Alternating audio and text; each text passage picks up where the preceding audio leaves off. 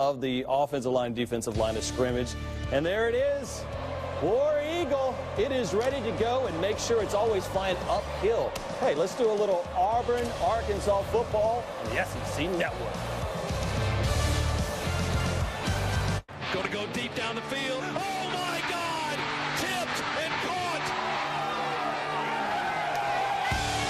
No! Running out to the 10, 15, 25, 50, 45. There goes Davis! Oh, my God! Davis is going to run it all the way back! Auburn has won the Iron Bowl! On the wings of those two miraculous victories, Auburn soared in the BCS title game, only to fall 13 seconds short. Today, a new season begins against a conference foe, the rugged Arkansas Razorbacks and their terrific trio of running backs.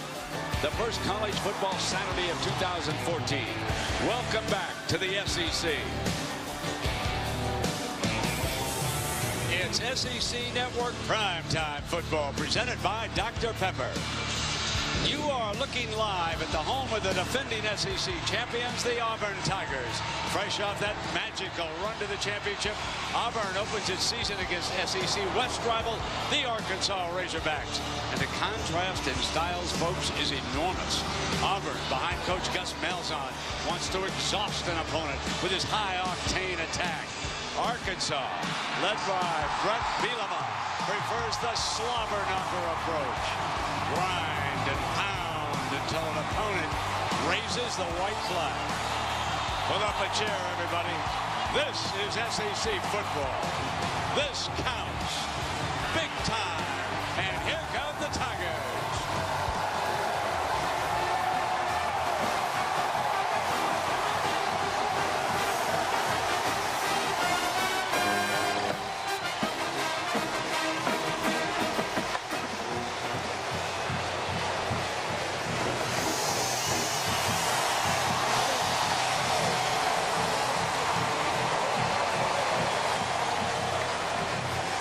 Welcome, everybody, on a hot, muggy day in Auburn, Alabama. I'm Brett Musburger with my sidekick, Jesse Palmer, the former Florida quarterback. Jesse, apples and oranges here today. No doubt about it, Brent. And I think a huge key in today's game, which of these two teams can control the game with their respective tempo? Is it Auburn speeding it up, or is it Arkansas grinding it down? And with Arkansas, no doubt, their strength is running the football. They've got as good a group of running backs as you'll see in the SEC. Alex Collins gives you the wiggle. Jonathan Williams is the battering ram. Corliss Marshall is the explosive firepower. All three of these guys have to have big games against a physical Auburn defense if they're to get the first conference win under head coach Brett Bielema. And Jesse, I think most of the folks know that Nick Marshall will not start for Auburn. He will play quarterback. However, he was cited earlier this summer for a small possession of marijuana. But what about his backup, Jeremy Johnson? I think Jeremy Johnson's the most talented backup quarterback in the entire country. He'd start for a lot of other SEC teams. He's a tremendous athlete at 6'5", 230 pounds. Not the runner Nick Marshall is, but he's got a big-time arm. I think he's a better thrower, and because of that, while he's in the game today, I think you'll see more balance on offense from Auburn than we saw last year. For more on that story, let's go to the third member of our team, Maria Taylor. Well, Brent, the message for Jeremy Johnson is simple coming into his first SEC start. Brett Lashley told me during warm-ups that he wants him to think that this is his team. Don't look over your shoulder and try to figure out when Nick Marshall is coming in or whether or not you're going to make a mistake. And that means that the tempo will continue to be an issue for Arkansas. Defensive coordinator Rob Smith says the key in this game for his Razorbacks is going to be eye discipline. And that's something he wants his defenders to be focused on all game long. Settle in, everybody. No scenes like the SEC. Arkansas won the toss. They want the football, just like Texas A&M did the other night. They want the ball.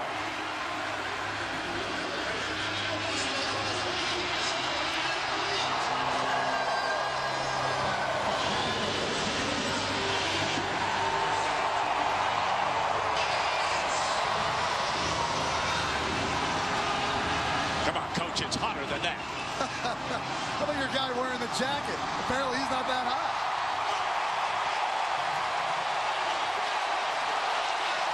And not wearing the sweater today.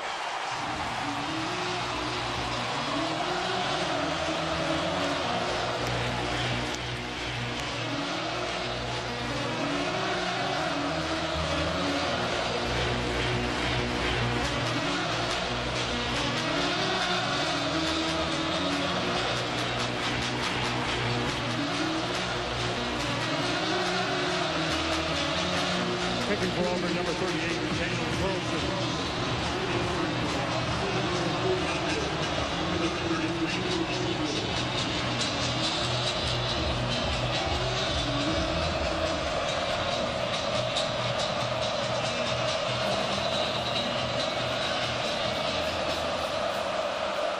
Let's rock.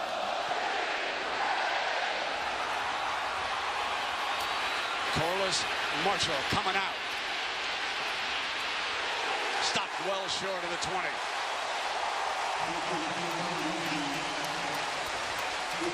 So junior quarterback Brandon Allen, Jesse, from Fayetteville, Arkansas. And Brandon, if I'm Brandon Allen, I'm licking my chops in this game. Everybody in this stadium, including you and I, know they want to run the ball. Auburn expects that. So they're going to be crowding the line of scrimmage. You'd expect them to playing a lot of man-to-man coverage on the outside. And if that's the case, Brandon Allen could have some big-time opportunities to make some throws down the field in man-to-man coverage.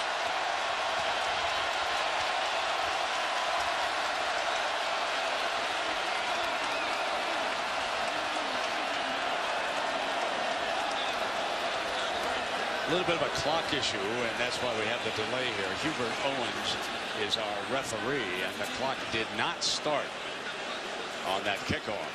The umpire is Russ Pulley.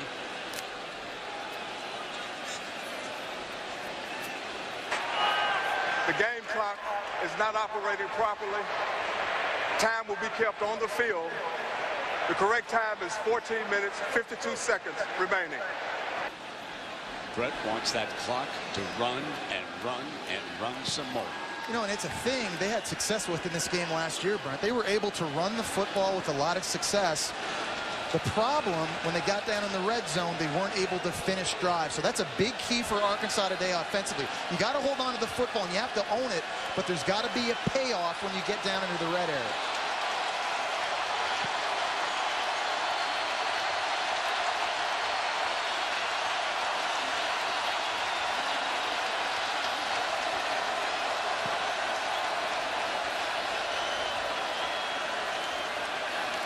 I wonder if this heat has anything to do with the malfunction of the clock.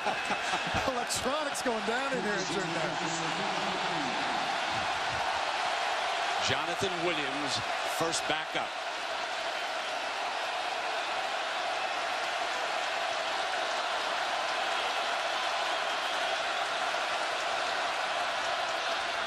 Comes to the strong side, picks his daylight beautifully before McKenzie, who's also going to be seen at edge rusher today. He makes his first stop. Brent, you mentioned it. Arkansas wants to wear Auburn out. They've got a big offensive line. These guys average 320 pounds across the board. They're even bigger than they were a year ago. Auburn has to be able to match that physicality up front. That's their challenge tonight defensively. Left tackle is 6'10", Dan Skipper. First throw by Allen, slant deflected, incomplete, and almost intercepted at the 25. It was deflected by Jones, the corner. As expected, Auburn challenging Arkansas's wide receivers right at the line of scrimmage. I don't know if they respect their ability to throw it because they were so poor a year ago. That ball a little bit high and thrown behind the wide receiver, and a nice play by the corner, Jonathan Jones. Facing a tough third down in the early going.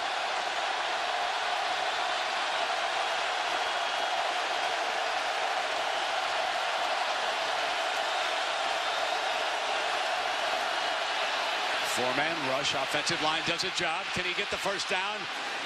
Tumbles for that. It'll depend on the spot. It looks like he's a little short. If the linesman has that spot and the yellow is perfect, they are just short. And that will bring the punter trotting out.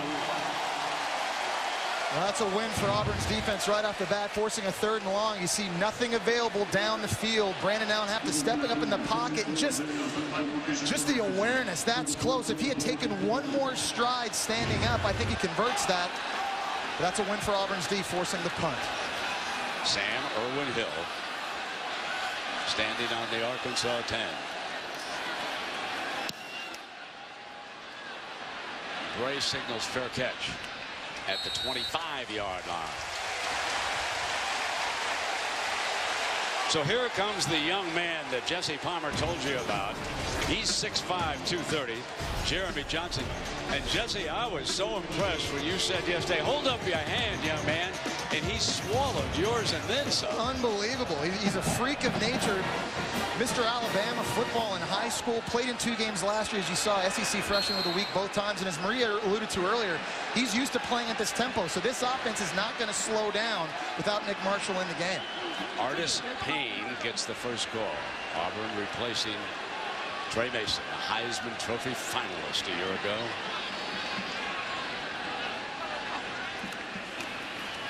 And Artis Payne gets the first call, and Razorbacks were ready. They only yielded about a yard, and that big tackle Johnson hit him first. Yeah, we talked about tempo, Brent, and how that's going to play a big key in this game. Let's remind everybody at home, it is really hot. It's very humid. You've got to think that favors Auburn with as fast as they want to play against this Arkansas defense, an inexperienced and not deep defensive line. Johnson on the roll, complete, and the receiver was down at the 29-yard line. That was Ricardo Lewis. And a reminder as to why you're seeing that blank spot down below. That's because the stadium clock is off and it's being kept on the field by this officiating crew. And Gus Malzahn's offense starting a little sluggishly here. Jeremy Johnson facing a 3rd and 5.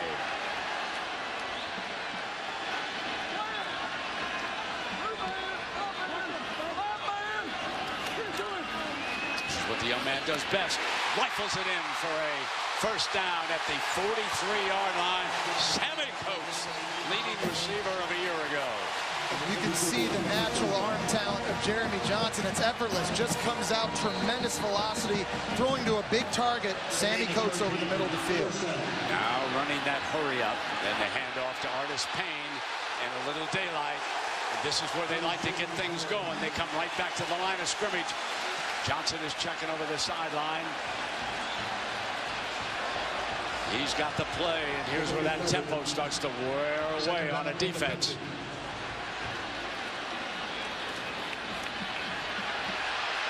First down and then some. Cameron Artis Payne. Finally, Josh Williams makes the stop. And there is a penalty flag, so hang on. That penalty flag is back by the line of scrimmage.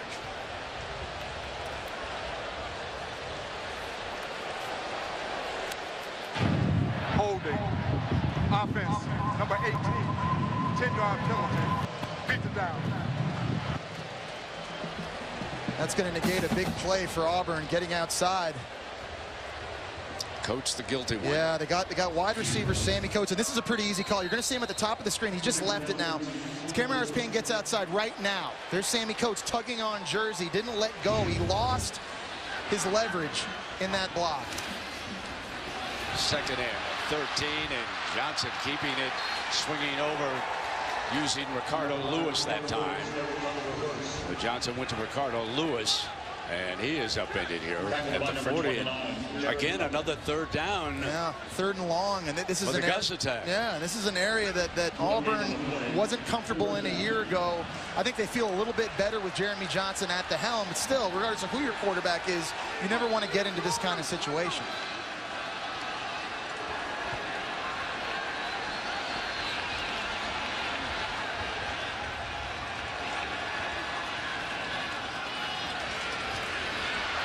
Underneath, daylight, and a first down with Artis Payne. Auburn's offensive line has a lot of experience and a lot of athleticism. That was very impressive, watching the big guys get into the second level of the defense and get blocks. Jeremy's converted a couple of third, picks up the tempo and throwing for a loss back at the 50-yard line. That was a loss because of Ellis of 4 yards. I think big Trey Flowers also got in that play as well at defensive end. He's probably the best defensive player on the field. He's got tremendous hands. He's a problem if you don't get a hat on him. Keep an eye on him. He's going to be an impact player for Arkansas tonight. See if they go to Johnson's arm here on 2nd and long. Long look over at that sideline for the signals.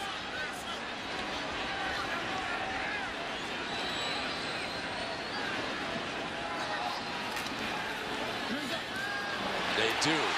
Wide open. Breaking free for the end zone. Here's Melvin Ray in a foot race. He scores.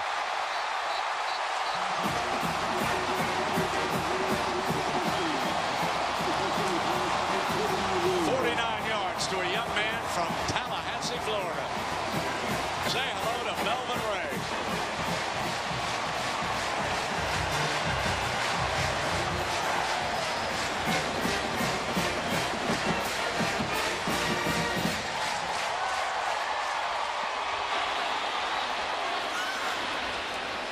Now they'll switch into the kicking formation, taking a look at the defense. New kicker this year, of course, Daniel Carlson from Colorado Springs, Colorado. And he's going to be busy. He will handle extra points, field goals, kicking off. And if they ever punt, he'll do that too. The Gus attack is back. They convert both third downs. Jeremy Johnson leads the way.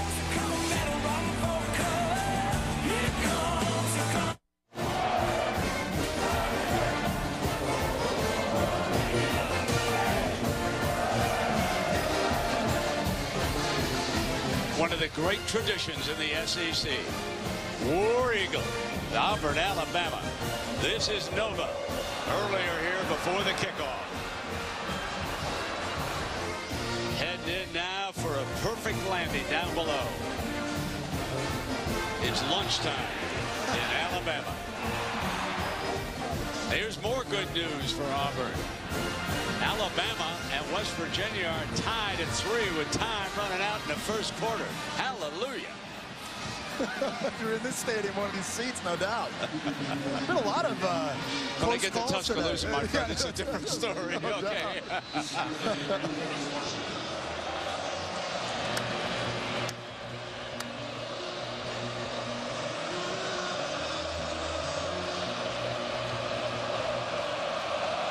His second kickoff, and it's a beauty.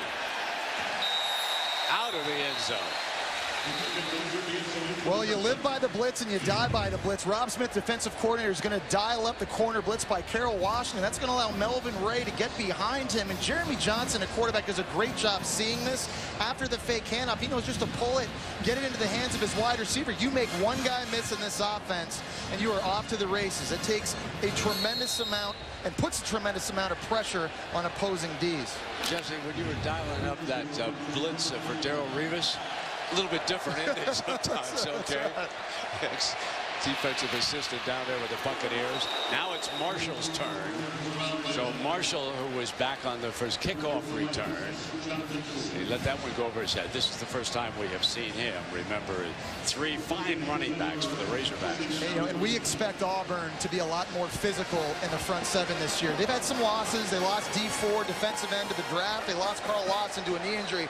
They're taking 2 defensive tackles, big number 1, Montrevious Adams, and number 90, Gabe Wright. They're lining them up at defensive end to get some more muscle up front. That's a good game plan against this Arkansas offense. Brandon Allen hands it off again to Marshall. Great daylight that time. That offensive line of the Razorbacks opened up a huge hole, forcing the safety Whitehead to make the stop. So Corliss Marshall is a bit of a new look in this Arkansas backfield. Last year played safety most of the year. At the end of the year played some running back, put on some weight this offseason to get more carries. And Brett Bielema told us he thinks pound for pound, Corliss Marshall is the most explosive player he's ever been around. And that's saying something when you consider the guys he coached up at Wisconsin. Mincy checks in defensively. They come with a blitz, and on a cutback is Collins, his first run. And last year's freshman of the year in the conference bolts against that defense, and now the Auburn defense really. This Arkansas offensive line is starting to get some push. They're getting downfield to see guys pushing this way into the second level, and that's great vision by Alan Collins. To me, out of the 3 running backs, he has the best shake and bake. Last year's SEC Freshman of the Year, he's a real talent. Charpentier and Skipper on the left side, Smothers, Kirkland, and Cooker on the right side. This is one of the biggest offensive lines in all of football, not just college football, all of football.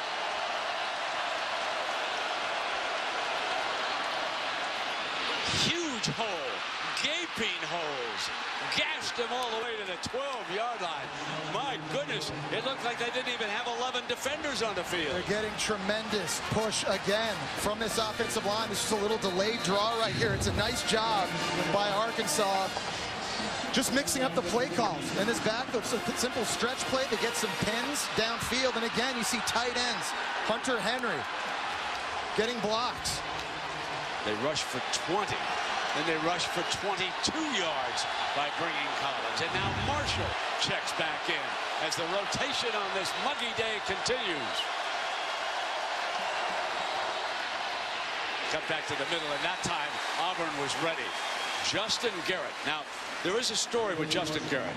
He is starting at star, but Robinson Therese, he was cleared by the NCAA, and he is able to play. He is in uniform, and he's a difference maker at that linebacking spot. Yeah, well, Therese he's more of a pass defender. Justin Garrett more of a run defender, and he's a guy that missed a lot of time last year because of separate foot injuries. He's been very anxious to get back on the field. There you see Therese on the sideline. He's eligible. You are going to see him in this game. Watch the starts last year. Put me in, coach. Allen, end zone, touchdown, Hunter Henry. One of the best tight ends in the U.S. Ball game, folks, ball game. Did you see that offensive line? Oh, boy.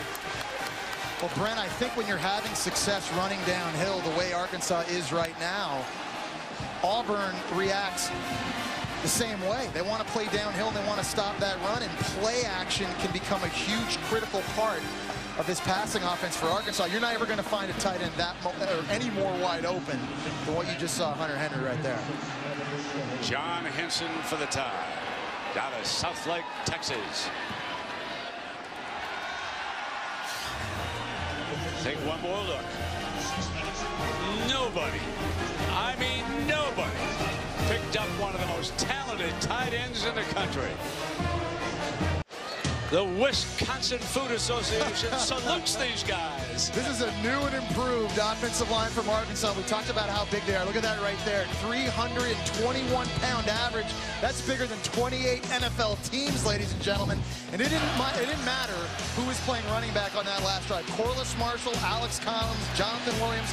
They were getting extreme push up the field. You're not going to see any Navy jerseys even touching these ball carriers in the backfield. They're 10 yards downfield. And when you're having success running the football, that opens up play action passing opportunities. Welcome to the new improved hog mollies at Arkansas. 6'10", the left tackle, 6'10", and folks who have seen him from the network, the SEC network, have been in there. Yeah. They said he is all 6'10". Oh, yeah. They did not exaggerate. No, it's a good thing that Brandon Allen's 6'3". Otherwise, I don't know how he'd be able to see anything on the left side of the field from behind the center. Marshall will start it off. They used all three on that last drive. Williams, Collins, along with the man who's there, Corliss Marshall. He gets the first run to daylight. He's out to the 30. And Maria, what about the Auburn defensive line?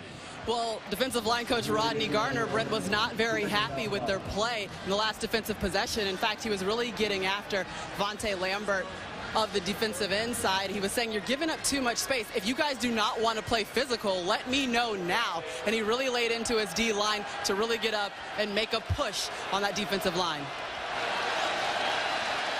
3:30 is the time remaining. Remember, the clock not operating here in the building. Allen goes for his home run. No, it was dropped.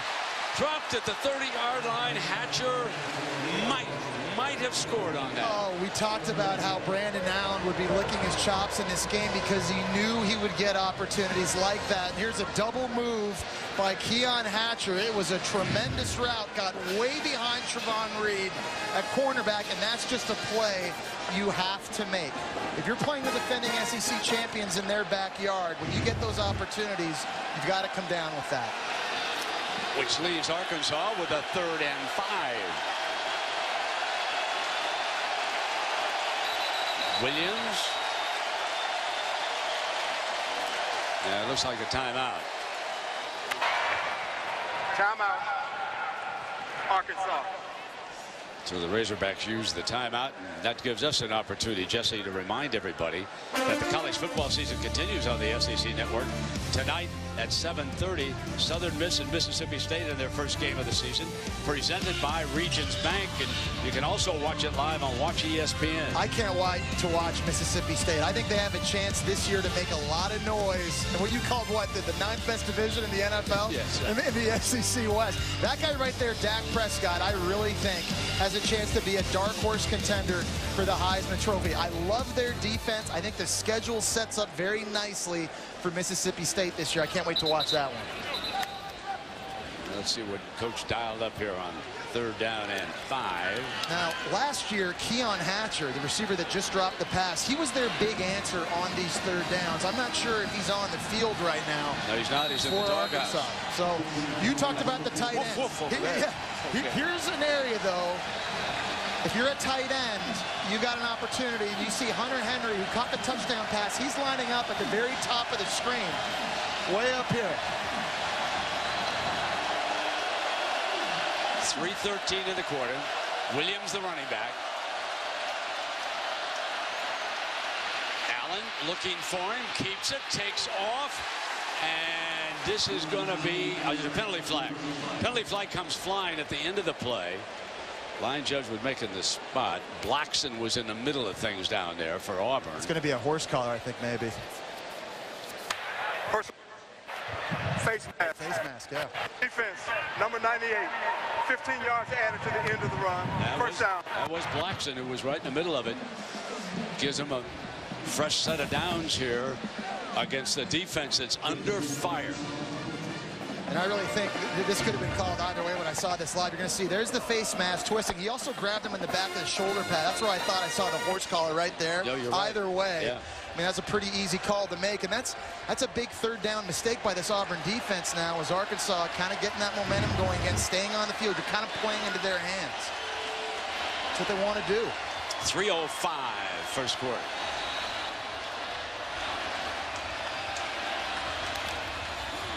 On the draw play, and bursting is Jonathan Williams. He's out of Allen, Texas. Brent, he's the junior. I really like his running style. This guy is a violent runner. I think sometimes he goes out looking for contact. He's physical, he can break tackles, and he's really the type of running back, especially in this backfield for Arkansas, that I think can wear down defenses. It's demoralizing having to go against this offensive line. It's demoralizing right now to have to tackle these Razorback running backs. Another good-looking offensive line, just like that one we saw the other night with Texas A&M. Hounding away. And that time it was the defense, Gabe Wright. Big Gabe said enough of that. Let's make a play here. And about time, because he's a guy that last year played inside a defensive tackle, lost 15 pounds to move outside. He's got tremendous quicks and agility. You see strength, just throwing away one of those big linemen and getting in the backfield. That's a play Auburn needed to make, setting up a 2nd and long now. They've got to get off the field. Alex Collins checks in. He's the running back.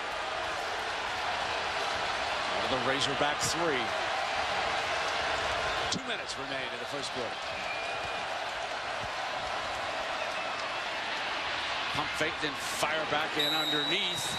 Pick up 3-4 yards to Cody Hollister out of Bend, Oregon. And again, Brent, Auburn defensively, they don't respect Arkansas's ability to throw the football. You're seeing more and more defenders creep closer to the line of scrimmage.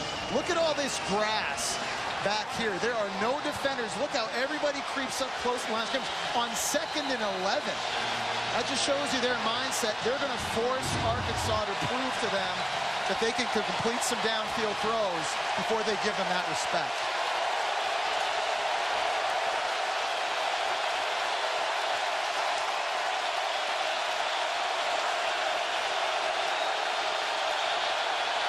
They show pressure. Trying to get to Allen. Steps off to the right. Offensive line does a fabulous job, but he can't find an open target.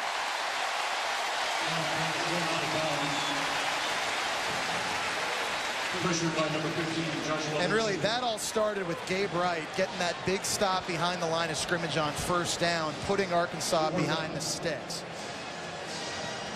It's a big win for Auburn's defense. After giving up that personal foul on a critical 3rd down, to come up with that stop and that stand. I think this defensive staff for Auburn is going to be a little bit happier after that drive. You've got to also check for a fake punt in this situation, just to make sure. Sam Irwin-Hill is back.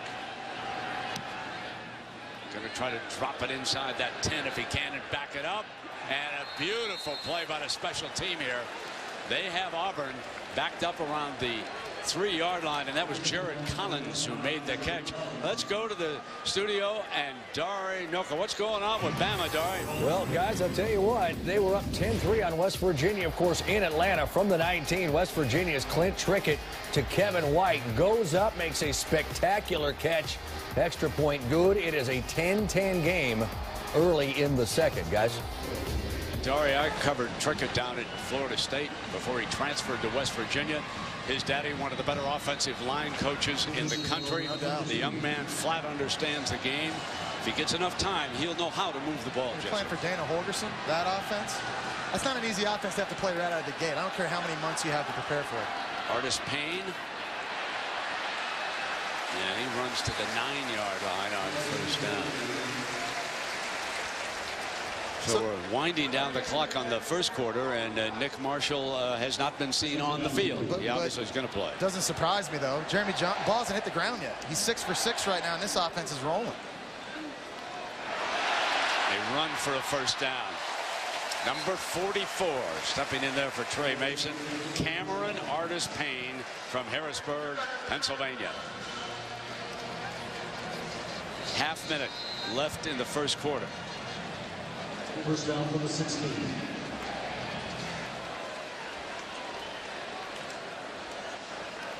Moving Artis Payne up next to him. Jeremy Johnson down the middle. 7 of 7. Williams down around the 21-yard line. The Duke. A lot more eye candy from Gus Malzahn and Jeremy Johnson. Another example, play action fake, sucking defenders closer to the line of scrimmage. And there's the #1 overall JUCO prospect, wide open over the middle of the field, making another big catch. Johnson has been brilliant here, stepping in, and on a cutback by Artis Payne, he bangs his way to the 15-yard line. Final seconds of the opening quarter.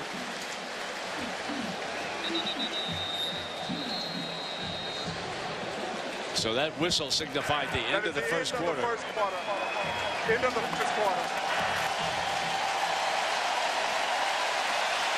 It's been the big play. It's been the right arm of Johnson.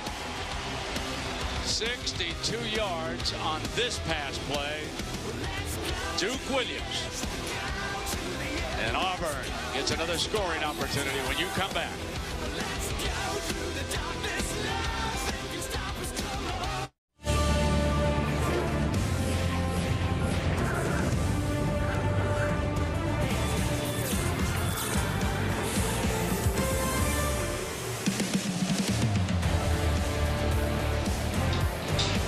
Welcome back to SEC Network Primetime Football, presented by Dr. Pepper. Nick Marshall, not needed. The backup, Jesse, has been brilliant. What'd you tell me at the start of the broadcast? He's the best backup quarterback in the country, Brent, in my opinion. I know he's only a true sophomore. A lot of people outside the state of Alabama don't even know who he is. They're going to find out pretty soon. He's got so many great physical attributes. The stage is never too big, as you're seeing right now. Auburn fans have a reason to be happy for several reasons, but one is even after this year, they could have this guy for another 2 seasons. So it's Artis Payne alongside. Motion Fultz through. The H-back look. Draw play with Artis Payne on a cutback. Daylight. Touchdown Auburn.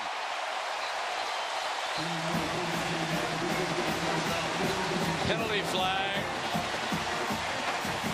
Is that for too much cheering in the end zone? No, it came back by the line of scrimmage, didn't it? Yeah.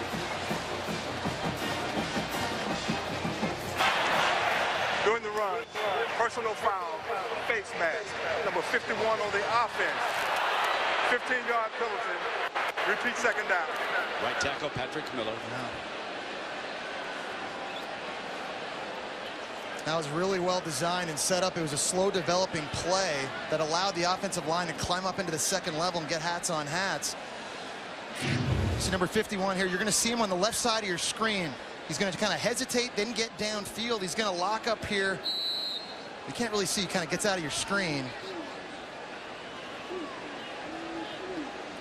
Oh, right there, yeah, hand in the face right there, left side. Yeah, he gets a grab. And that's too bad because they didn't need that block for Artis Payne to score. At that point, I think you have to understand as an offensive lineman, plays behind you, you can just disengage. So the H-back stack, and they bring Corey Grant in motion with that speed look, and they try to run him behind him, trying to get the edge, and he could not. That's a very, very good defensive play by Rohan Gaines of Arkansas.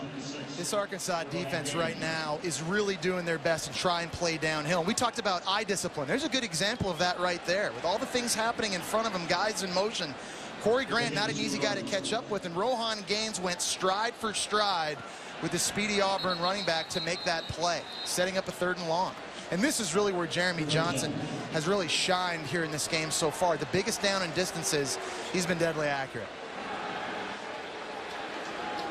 Headlinesman and the referee here in a little bit of a conversation, and I think they are still conferring about the clock, which has been broken all afternoon. The play clock is not operating properly. The 25 seconds kept on the field by the back judge. So the back judge has the play clock. Game clock, play clock, his microphone. We got everything going out today. Hey, we're good up here, though, right, partner? Yeah, absolutely. Hey, nothing's going out. Huh? Losing weight up here.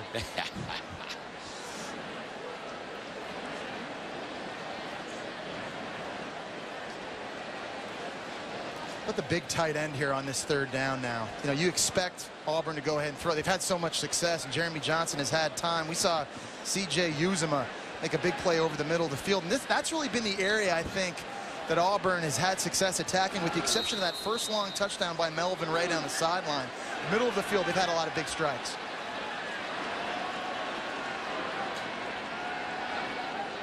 Jeremy Johnson has the play. Fires on a quick slant. That's Williams. Touchdown. Great effort after the catch, Jesse.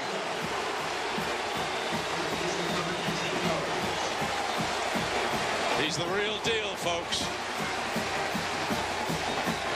I think the catch radius for Duke Williams is exciting. I think what you also love is the fact that he's 6'2", 216 pounds, and he's not easy to bring down. Carroll Washington, a cornerback, number 21, he's the biggest, most physical corner that Arkansas has. And after that quick strike on the slant route over the middle of the field, that's an easy score. Carlson tacks on his 3rd extra point. And he'll kick off for the 4th time after this touchdown strike. Watch Williams muscle. DB tried to strip him. Get him on the ground, young man. Get him on the ground. Put a face on the committee. Jeff Long, also the director of athletics at Arkansas, and he's the head of the committee. So I got to ask you now, Jeff, did you watch Texas A&M the other night? I did. I've watched parts of 10 live games already before today. It's like you weren't busy enough being the AD at Arkansas. Now you got this other job. Well, watching football, you know, how much better can it get than that, right? Watching football for a job. So stick right with us, Jeff. We've got the kickoff coming up, and let's see if your Razorbacks can mount another one. They had a sweet scoring attack. We did. We had a drop touchdown.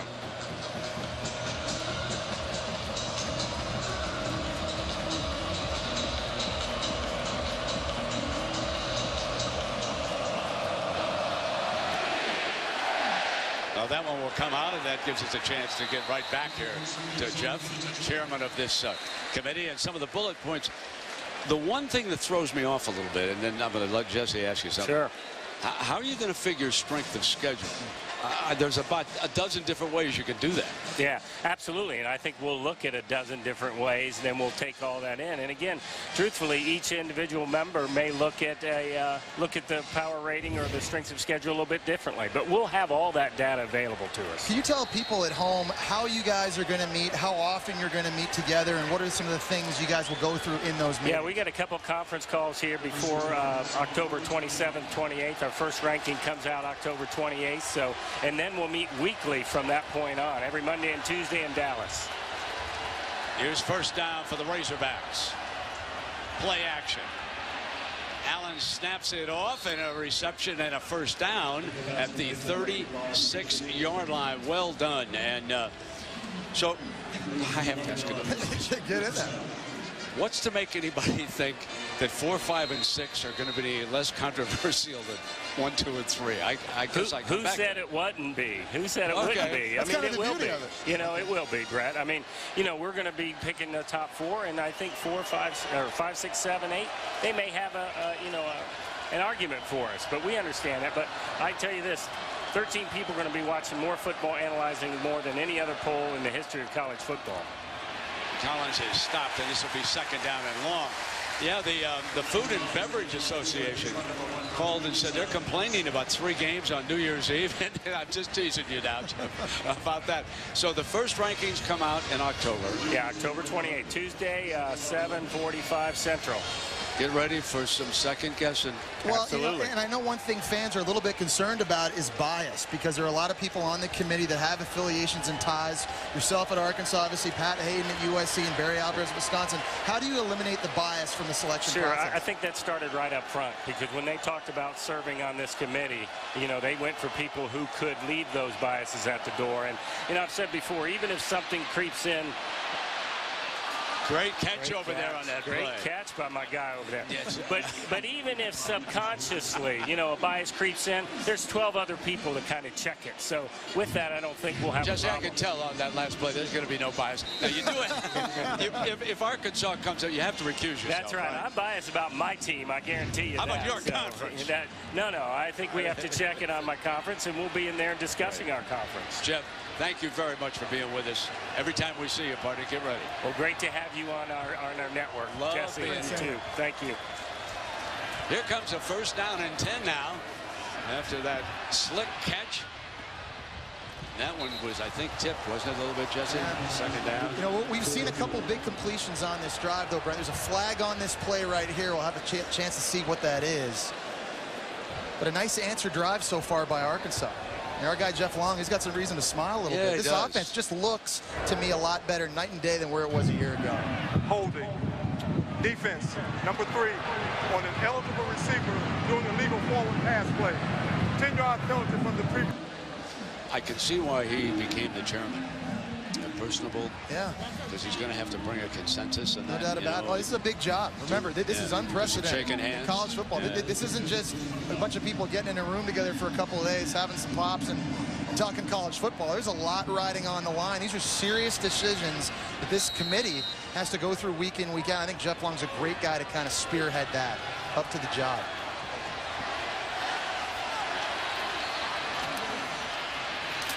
This is Williams, and he is stacked up. You know, you mentioned a couple of members of that committee who are on there. Barry Alvarez, of course, along with Pat Hayden, and we certainly hope that Pat Hayden is feeling well. We'll show you the names of all the folks. There we have 4. That's the chairman. Tom Osborne, Archie Manning, Oliver Luck, of course, West Virginia. Mike Tranchisi, and Condoleezza Rice will break all the ties. Dump it off. And that was Jeremy Sprinkle again. Sprinkle having a good performance there. Tyrone Willingham, of course. Yeah. Notre Dame, and then out Stanford. I think it's a good group of guys. You heard him talk about integrity and the things that they're looking for on this panel. I think all of those members you just saw on that screen, I think, represent that. I can't wait to get this thing started. And Brent, you made a great point. I cannot wait for the debate. Just wait till late October, ladies and gentlemen. Watch some television. You're going to see some pretty fired up analysts. The Fabulous 4, and there's no easy answers. Play action. End zone. Touchdown, Arkansas. A.J. Derby, the former quarterback, and Brett was raving about him to us. No doubt about it. He's had a lot of success with players that have switched positions into the tight end spot. And A.J. Derby, who was the backup quarterback here last year, made the switch reluctantly this past offseason, and you see why. He has the ability to stretch the field. Great feet, soft hands, and that was a very impressive drive put together by Brandon Allen. Calm, composed, made some accurate throws, some throws under duress. Wow. Yeah, you know, we wondered a little bit about the young man after his pickup truck was destroyed in a fire. Right? At least the early report I saw was arson, but I'll hold off on that. And look at this young man. You know, what is he, about 6 of 9 already here today? So we were raving about the line and the running backs, but Allen doing a pretty good job here against Auburn.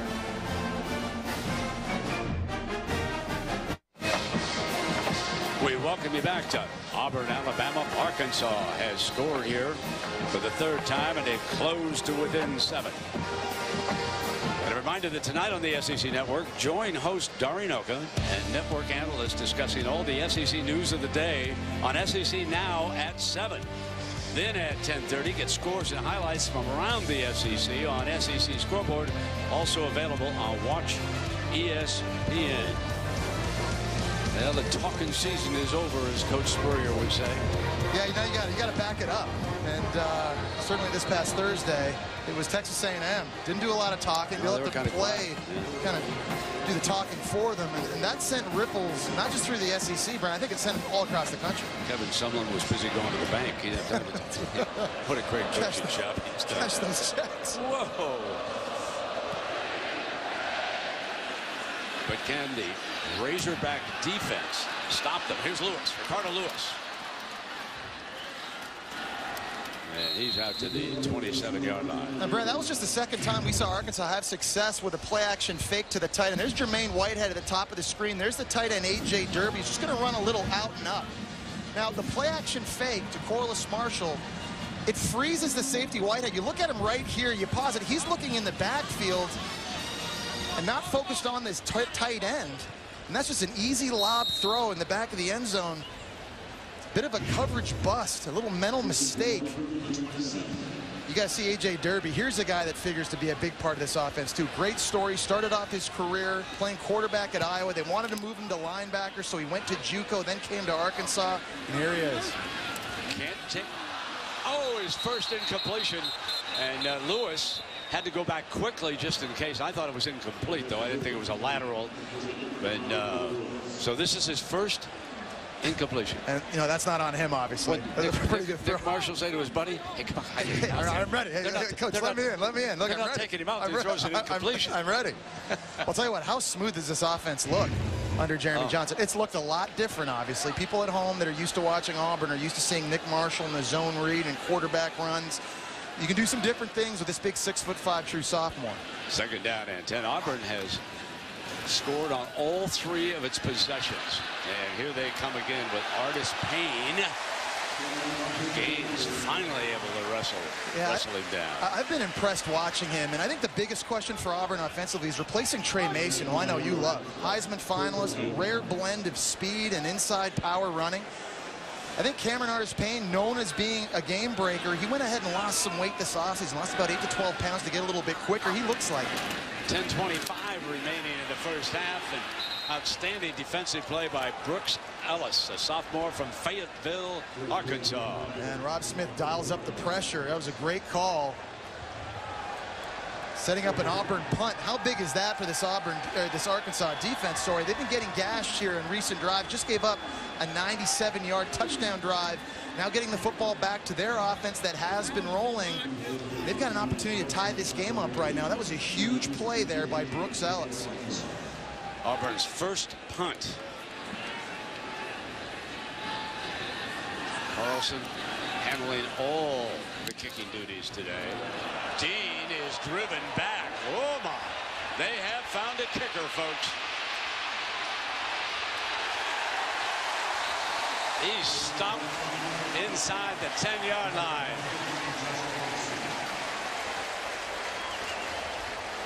So the young man from Colorado is having quite an afternoon.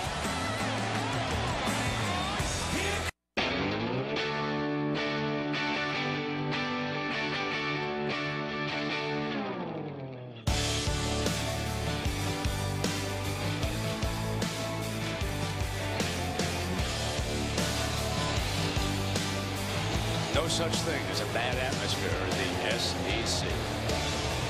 Meanwhile, West Virginia has struck again, deadlocked with Alabama at 17. with time running out in the first half. They've only got a minute 20 left in that game. Here, Auburn leading Arkansas by 7, and the Razorbacks, Jesse, will have to go the hard way. Yeah, but you know what? The way they're rolling right now, and the balance, the surprising balance that they've had. We knew they'd come in wanting to run it, but Brandon Allen's been really sharp tonight throwing the football as well, playing with a lot of confidence. No reason to think that they can't go 93 yards. Veteran quarterback.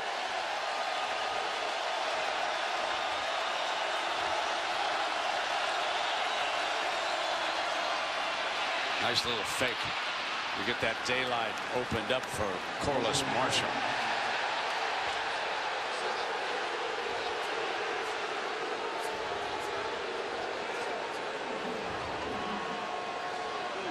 Brent, fans are booing right now because there's a little extracurricular activity, if you will, from Arkansas's offensive line.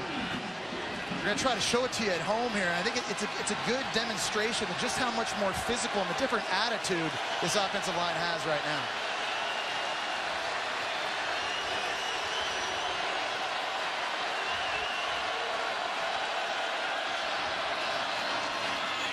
Pounding. Fumble, that's why you see that action.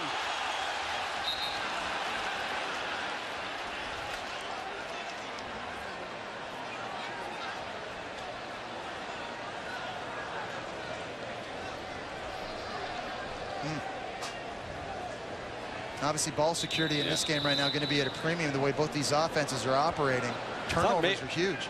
I thought maybe the umpire thought it was third down. He didn't realize that if they'd recovered, it was also a first down. Well, look at it right here. Here's Corliss Marshall again, the converted safety. Okay, yeah, ball comes right out right now. Ball's on the ground. That's a great tackle by the middle linebacker, Casanova McKenzie, jarring that ball loose. And we've got an injured Razorback down at about the 18-yard line. It's man-to-man down there in the trenches in this game. Sure, anytime you lock up with the Razorbacks, no doubt about it. You know, and here's an example 2 snaps ago. You heard the crowd booing. I think you're going to see why right here. This is after the play. I think you're going to look here. Look at the right tackle. That's number 76, Dan Skipper, the guy you'd mentioned earlier, 6'10", here at the back of the play. He's just staying with the block, and he gets him on the ground, and then it kind of pans out. You miss it, but right here, he's still driving him to the floor and driving him to the turf. He's nasty. Remember that NFL referee, the penalty? He was giving him the business. That's exactly what he was doing. But you know, that sums up. And you know, personally watching that, I was surprised there wasn't a foul call. There wasn't a flag call. I think it was after the play was over. But Brett Bielema has instilled this different attitude in this offensive line. I think they're taking Marshall back to the locker room. He's headed off. Well, you know, and that's a bit of a loss, Brent, not only because of his explosive ability, but remember the heat here. They've been subbing a lot of these running backs in and out of the game quite often, trying to handle the heat and humidity down the field. Collins, who has a burst, it's a first down. Steps outside, cuts back beautifully. And another first down. What a good-looking running back he is. Yeah, what I love about this backfield is everyone has a bit of a different style. And Alex Collins, again, last year's SEC Freshman of the Year, for a big back, he's got a lot of that shake and bake. He can make guys miss in small spaces. He does a very good job running inside. You see, again, a little counter action, pulling an extra player to the backside of the formation. Once he gets in that second level, he's juking. He's already picked up 58 yards in 4 carries. First down and 10. 8:15 on the clock. The clock of the stadium is broken.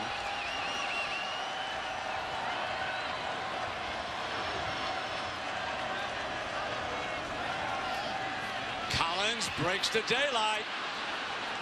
They can't stop him. No, and getting back to that offensive line, Brent, you can't overstate having an off season under a brand new head coach. And Brett Bielema and the strength staff have done an unbelievable job with this offensive line. They've gotten stronger. You can see just pushing bodies and sealing guys. Tight ends look different. Receivers look different. Right now, these Arkansas running backs running wild. Bielema wanting to keep a fresh back on the field. So Jonathan Williams has checked in and Collins has come out as we come down toward the 7-minute mark here. Wouldn't this be something if Arkansas could pound in a tying touchdown before the intermission? Williams Crosses midfield on that first down run. Whitaker with the stop.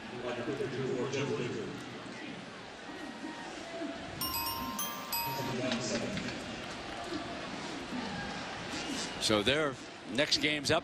Clemson, Georgia. Can't wait for Did that game last year, and it was a dandy. That was over in Clemson, and they prevailed. Florida should have an easy time with Idaho, and then Southern Miss against Mississippi State. And Jesse said, take a long peek at that Mississippi State team. Could be a sleeper in the West. 2nd down and 7. Allen, deep drop. Another completion, but short of the first down. Reed making the stop for the Tigers. So here's a big 3rd down, standing up again. Looking like it'll be about 3rd and 6. And Arkansas substituting, bringing in some more wide receivers. I see Hunter Henry out there in the huddle right now at tight end. I think Jeremy Sprinkle might come in this tight end as well. You got 85 right there, Demetrius Wilson. He's interesting. He's a JUCO guy. Missed last year because of an ACL. He's at the top of your screen. He's got a lot of speed. Got to keep an eye on if he's man-to-man. Tigers show bump man-to-man. Allen. And that receiver was Wilson. The Tigers were trying to indicate he didn't catch it, but they give him the spot and another first down. This is a good-looking drive. And you know what's impressive to me is the passing game and the execution in that. You're going to see here Brandon Allen just kind of negotiating the pocket, sliding to his left. It's a low throw, a little bit behind his receiver, but he put it where only his guy could make the catch, and that's tremendous concentration. I thought watching this live, that was a clean catch. Nothing on that replay. Now wide open.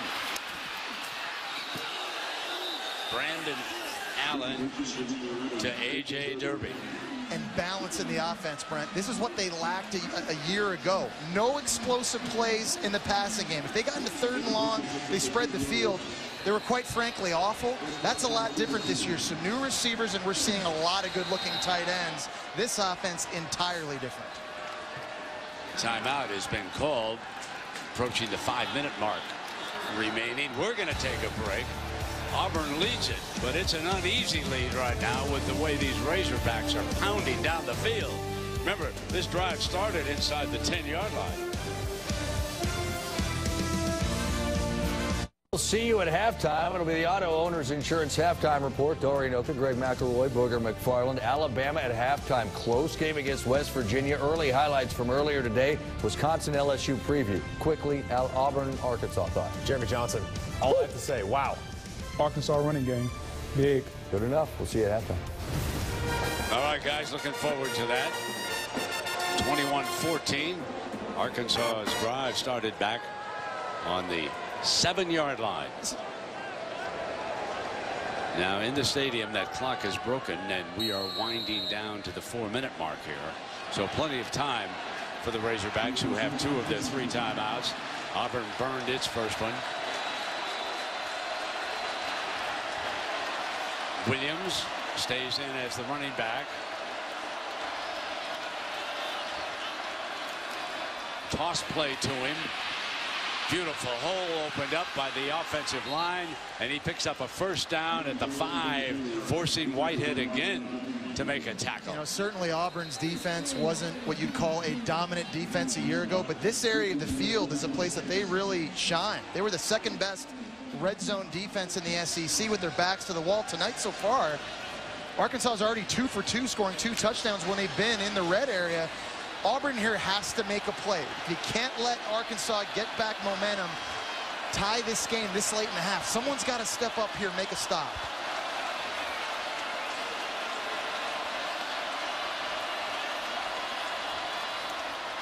Run the toss play the other way. Touchdown. Walking in is Jonathan Williams from Allen, Texas. They've got the edge on both sides, Jesse. Like a warm knife through butter. We've seen this all game long so far, and whether it's been between the tackles, whether it's been outside, this Auburn defense that was supposed to be bigger up front on the defensive line and supposed to be more physical, right now they're getting the football run right down their throats.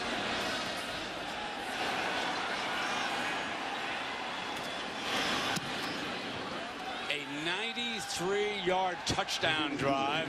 The extra point ties it.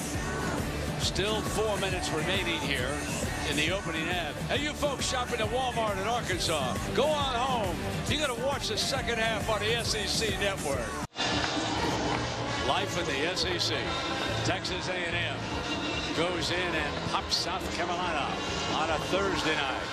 Now on a muggy Saturday afternoon in Auburn, Alabama, the defending champs getting pushed around by this offensive line, and the Badgers have come back to tight. But you never know what to expect in this conference, do you? I mean, who saw Auburn and Missouri going to the SEC title game a year ago? Missouri wasn't even in a bowl game. It was Auburn 2 seasons ago that went winless in conference play. You're seeing the difference 1 year makes. Different attitude, different look. This has been impressive. Brett Bielema's team that went 0-8 in conference play last year, the way they've come in here and the way they've played early. By the way, whoever has T.J. Yeldon of Alabama in the fantasy league, he's got 2 touchdowns. Hey. Somebody smart out there. He didn't come out. I think some of the crowd wanted Corey Grant to bring it out with that speed.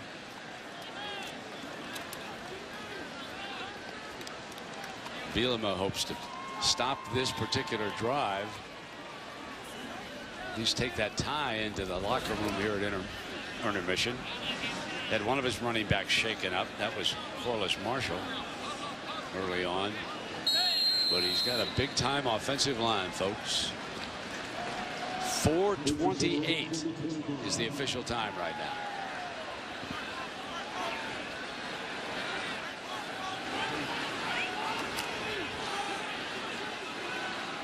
Backup Jeremy Johnson going to finish out the first half. Here comes Grant. They tried to get the speedster loose. Yeah, and we talked on the last drive about replacing Trey Mason. Brent, I really think today is a bit of an audition for these Auburn running backs to prove to Gus Malzahn who can be the every down guy. Both guys have questions. Cameron Artis-Payne, can he break the long run? Can Corey Grant run between the tackles? We're seeing both of them get their carries early so far. Second down and 8. Another completion to Williams. Williams reaching for the first down. Collins makes the stop. I got an idea. How about Nick Marshall as a running back? And Jeremy Johnson as the thrower. Maybe that. Can you get them both on the field at the same time? Is that what you're saying? That's exactly right. Yeah, I'll tell you what, I don't hate that idea at all. Artis-Payne. This is third down and short now.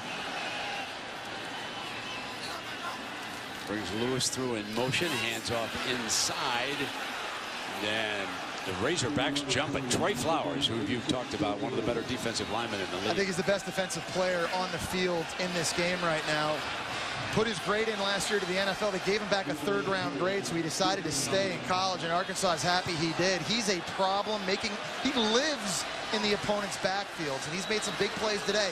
Right now, here's a spot. You got to look at this Arkansas front. Very inexperienced. They got to blow up. They come up on 4th and short. Tried to draw him off, and there's the flag. Wow. Hard count, Jeremy Johnson. False start. Offense. Oh, my number goodness. 56. 5-yard penalty from the previous spot. 4th down. So instead, it was Auburn. It was Avery Young at the right guard. Just a little bit of a flinch. Now, that's the second time today that they have failed to convert on 3rd and 1. So here's a prediction. Let me go out on a limb. Marshall will start the second half. Take a look at this here again, Brent. We're just kind of watching this. You know, I think on that, I actually didn't. They all kind of went down in a 3-point stance, and I wasn't really sure where that flinch came from. And they rushed that punt that time. They got close. Dean picks it up, and the Razorbacks will have it at the 24-yard line.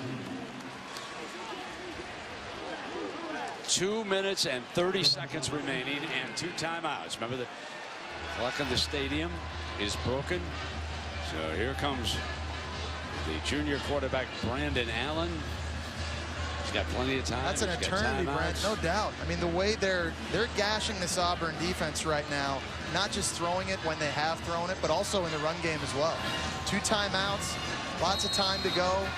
Tight ends are playing well, and as dominant as this offensive line has been, I think you feel pretty good right now if you're Brandon Allen under center. Patrick Arends has been in a lot as the fullback for the Razorbacks. Number 40. Collins back as the running back. Collins behind Arends, steps outside and could not shake Garrett. Good tackle. Patrick Arends is going to have a big role in this offense. Kind of an unsung hero. You're going to take a look at this block. Just see how physical he is playing the fullback position one-on-one here. You're going to see him right here. Casanova McKenzie, that's a big linebacker to take on, but a big loss Arkansas had a year ago was Kiro Small, their fullback, who's now with the Seattle Seahawks. They gave him fullback dives, threw it to him in the flat. He was their wild hog quarterback, so to speak. This Arends and this kind of physical running game this year, these fullbacks, he needs to play well all season long. Williams, the tailback. Play action to him. Allen pump fake, comes in underneath, slips through the hands of Derby, and it'll be 3rd down and long. 1:40 left. Yeah. And now the Tigers with a couple of timeouts want to stop him here on 3rd down. You get a shot at it with that long arm of Jeremy Johnson. But Auburn has to show a pass rush right now. We talked about how they're bigger and more physical up front. We've got to see a pass rush. Someone's got to get in the face of Brandon Allen, throw an errant throw.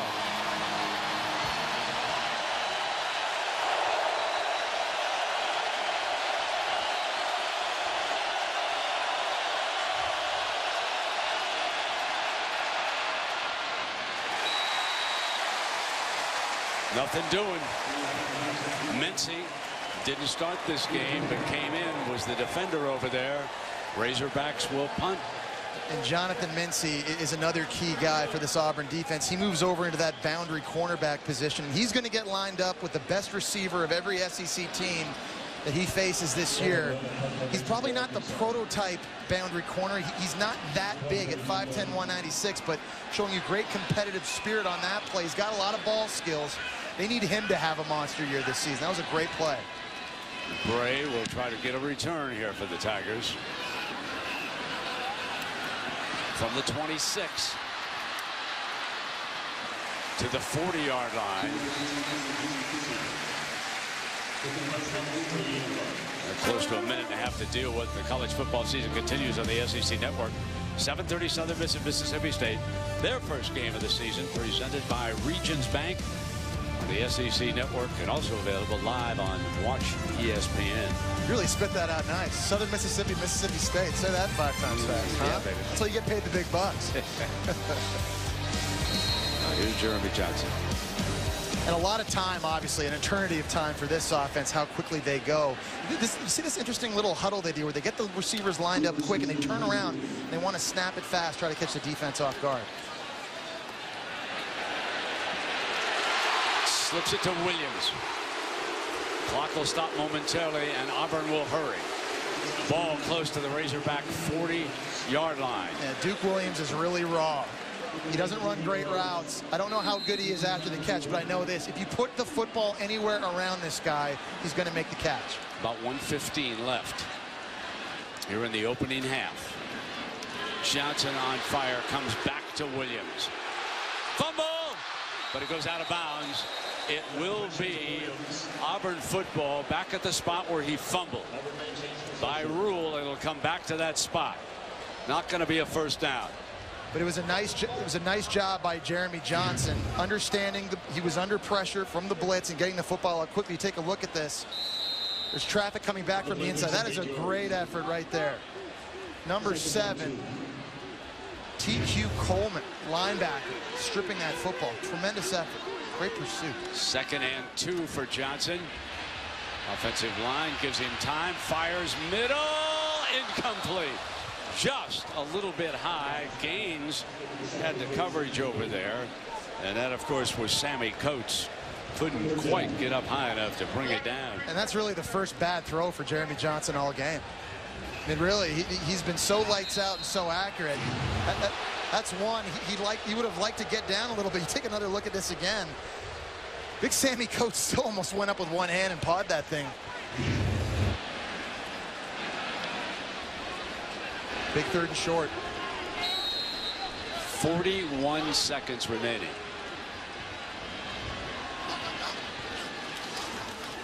draw play for the first down. Stopping the clock briefly. Johnson quickly gets the signal. Tries to get him lined up here.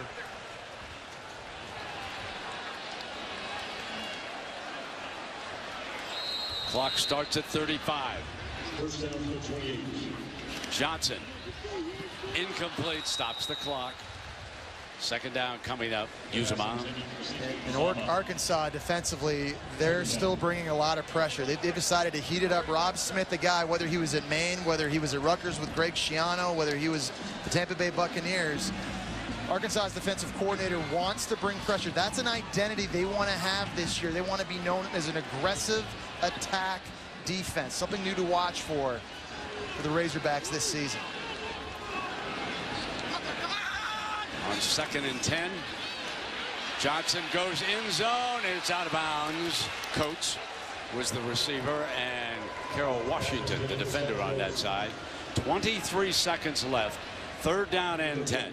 And they're tired now of Jeremy Johnson just having all day to throw the football. So we've seen the last several plays. Again, defensive coordinator Rob Smith, he's dialing up pressure from all over the joint. He's bringing it from the field. He's bringing it from the boundary. It could be linebackers. It could be defensive backs, trying to confuse the true sophomore quarterback.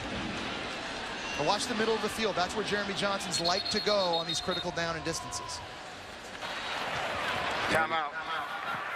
Auburn. So Auburn uses its second timeout. Daniel Carlson, of course, will trot on the field if they do not get the first down.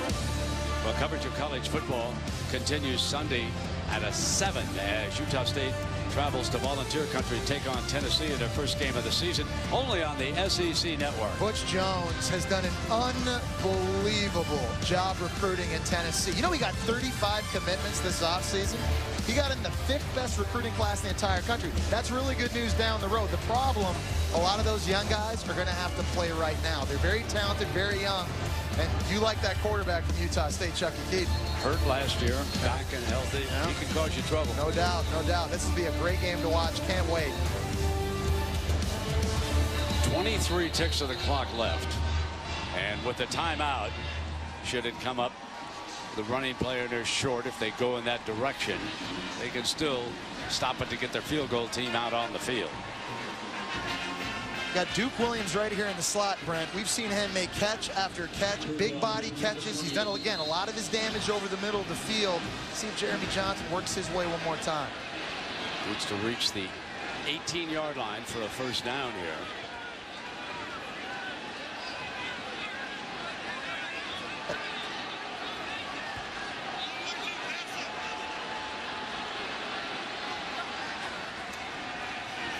In trouble. He does work the middle of the field, breaks a tackle again, but he is down at the 25, and that's the 4th down, and that will signal arrival of the field goal unit. He wants to bring the clock down. Gus Malzahn bringing the clock down now. Inside of 5 seconds, he will stop it for one last field goal here in the first half and then go into the locker room, either with the 3-point lead or deadlocked at 21. It's a big moment right here for true freshman kicker Daniel Carlson from Auburn. Brent, you were talking about him earlier. I think the one concern Gus Malzahn had coming into this year is kicking, punting, and kicking off, because this guy right here is one of only 5 in the nation that's doing all 3. He was the #1 rated kicker coming out of high school. He's got a big leg. He's got a lot of talent, but until you see him do it in big situations, and there's none bigger really than coming out week 1, playing a division opponent, tie ball game with a chance to see some momentum going in at halftime. Has the right hash for his first collegiate field goal Get that attempt. draw going a little bit? Yeah. Right-footed kickers tend to, like, you know, I don't know him because I haven't spoken to him yet, but they tend to like that hash a little bit. 24-yard line, what's that about? Is that the 8-iron? Maybe a 7-iron? For some of us, it might be a pitching wedge, Brent. Yeah, I know. You're pointing to yourself.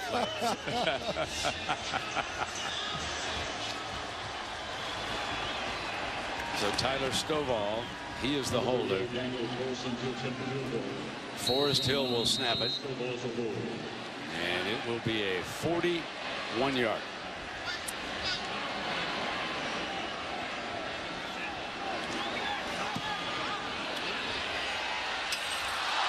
Point. at the intermission.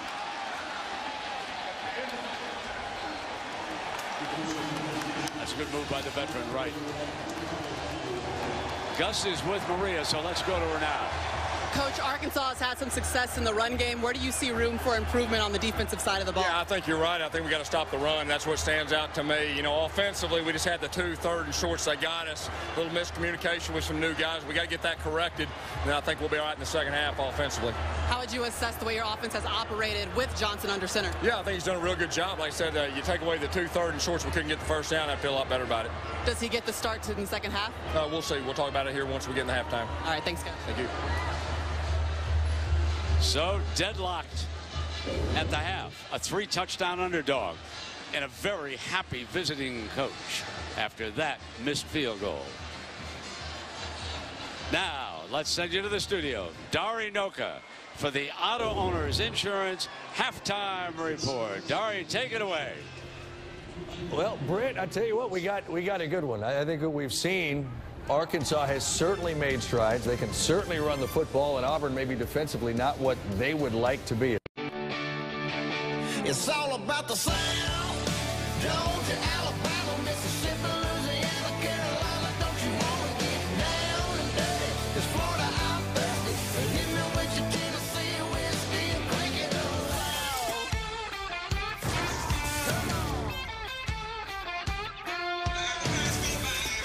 And it's all about starter Nick Marshall, who sat out the first half. Auburn in a dogfight with Arkansas. Marshall with his helmet on, loosening up. Nothing's official as we come up to my partner, Jesse Palmer. You can't blame Jeremy Johnson. He had a heck of a first half. No, he's played great. You got to wonder what the plan is going to be with Nick Marshall here in the second half. But we said at the start of the game, whichever team controlled this game with their tempo would win. Well, I'd say it's dead even right now, and that's indicative on the scoreboard. Arkansas has grinded it out. They've been physical in the running game.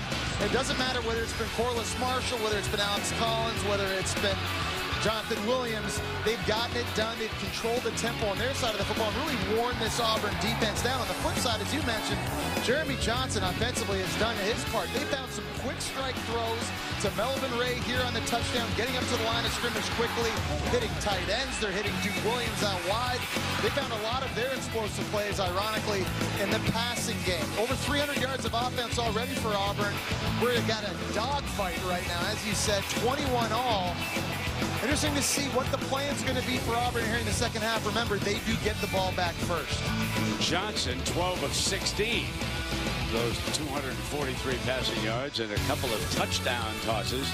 No surprise that the Razorbacks have rounded out 150 yards. And so Johnson with the helmet off. All indications are that Marshall's going.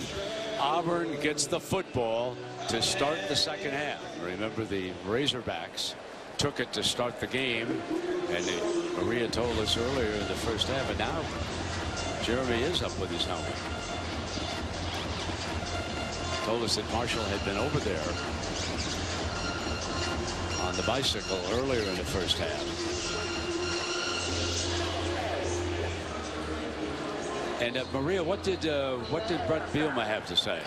Well, Brett, he's really happy with the way that his team has operated in the red zone. He said Brandon Allen is doing a great job in the play-action game. And, of course, in the run game, they're doing a good job having balance. Now, he said defensively towards the end of the half, they actually started paying attention to their task, doing a better job with discipline, and he hopes that that carries over into the second half, guys.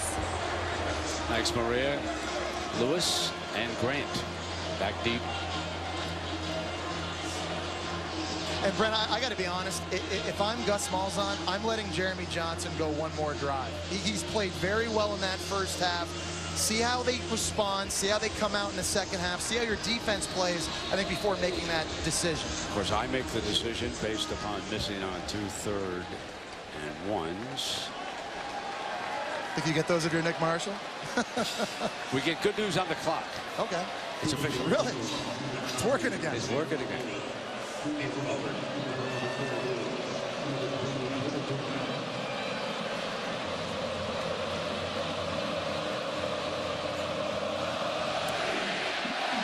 Line drive kickoff, and Grant takes it on the big hop at the goal line, looking for a crease.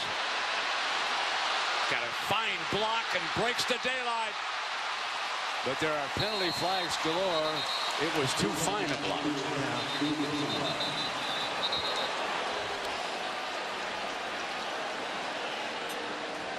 Maybe they're going to get a block in the back. There may have actually been a couple. During the return, illegal block in the back. Number 5 on the receiving team. 10-yard penalty from the spot of the foul. First down. Take a look at Ricardo Lewis. You're going to see this on the back of the play. As we look down, we got Nick Marshall. No question. Talking with offensive coordinator Rhett Lashley, getting some last-minute instructions here. Here it comes. Yep. You know, and listen, obviously hard to argue with that call. This is the guy, after all, who led Auburn to the national championship a season ago. And you bring the crowd, Jesse, right back in the thick of it with the arrival of 14. You do a lot of things here emotionally. Artis Payne will work alongside him. You know the story about his football progress as a passer, and here is Payne taking the first handoff. Up to around the 25, 26-yard line. Well, now this offense becomes just as dangerous, but for different reasons. I don't think Nick Marshall is quite the thrower that Jeremy Johnson is, but he has unbelievable speed. And if Arkansas defensively let him get to the edge, he could take it to the house. So here we are at the top of the hour. Auburn favored by 3 touchdowns in a dogfight with Arkansas. And a slant for the first down. Williams still running. Gave up the first down. Now trying to get it back. And he won't. Might work in a JC game, but not in the SEC. Yeah, you know, at some point he'll learn you've got to take the profit. Sometimes just getting down is the best idea. It was tremendous shake. Great job getting away from Arkansas defenders, but not at the cost of losing yardage. So right here, get north, get out of bounds. You can't cut across the back of the field like this, though. You respect the guy's ability and his want to make a play, but obviously losing yards now, setting up a 3rd and long situation. And Williams came off to the sideline after that. Williams Payne is in, and we see a new formation. Play action looking to go down the middle. Couldn't find a receiver. So he drops it off to Grant, the speedster. And Grant very close to that first down. Yes, the linesman says he got it. First down. Beautiful play action by Nick Marshall that time in the backfield. And really good decision-making by Nick Marshall. Trying to go play action. They wanted something downfield. He had 2 crossing routes, nothing wide open, so just spit it out to Corey Grant. He's one of the fastest players in college football. And allow him to get close. Now here's a huge 4th and short. Now Malzahn is unhappy about the fact that the defense substitute, he's going crazy down here. He saw the linesman signal. And here's the handoff to Artis Payne. And he had called it a first down. You saw a clear picture of that. So I think Gus had looked up at the scoreboard and they hadn't changed it yet. So it's 2nd down coming up from Marshall and the Auburn offense.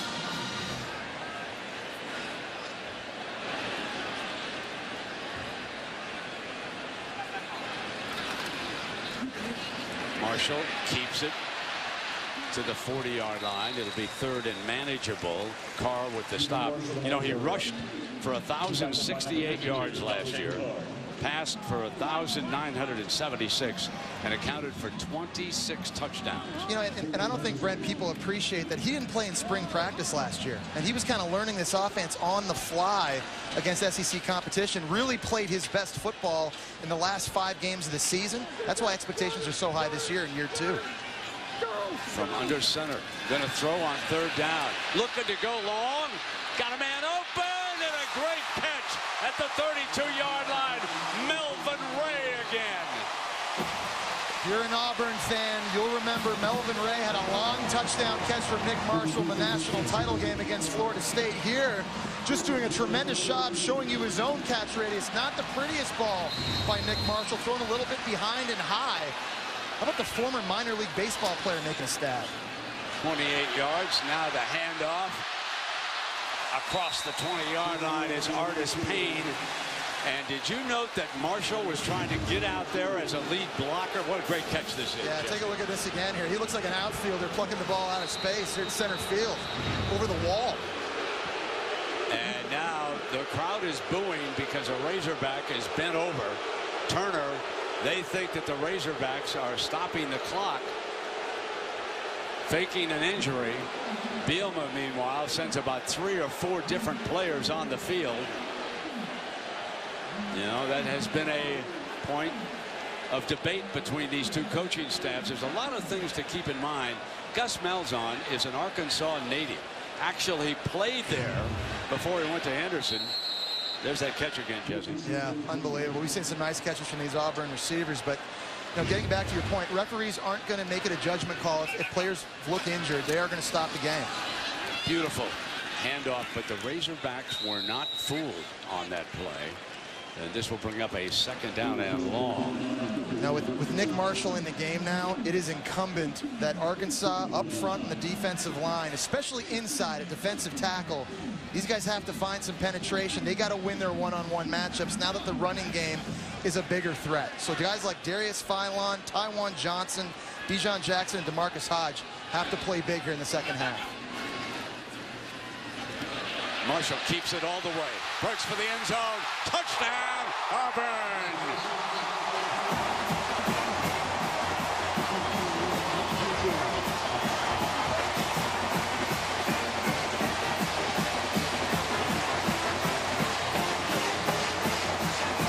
He's a difference maker, folks.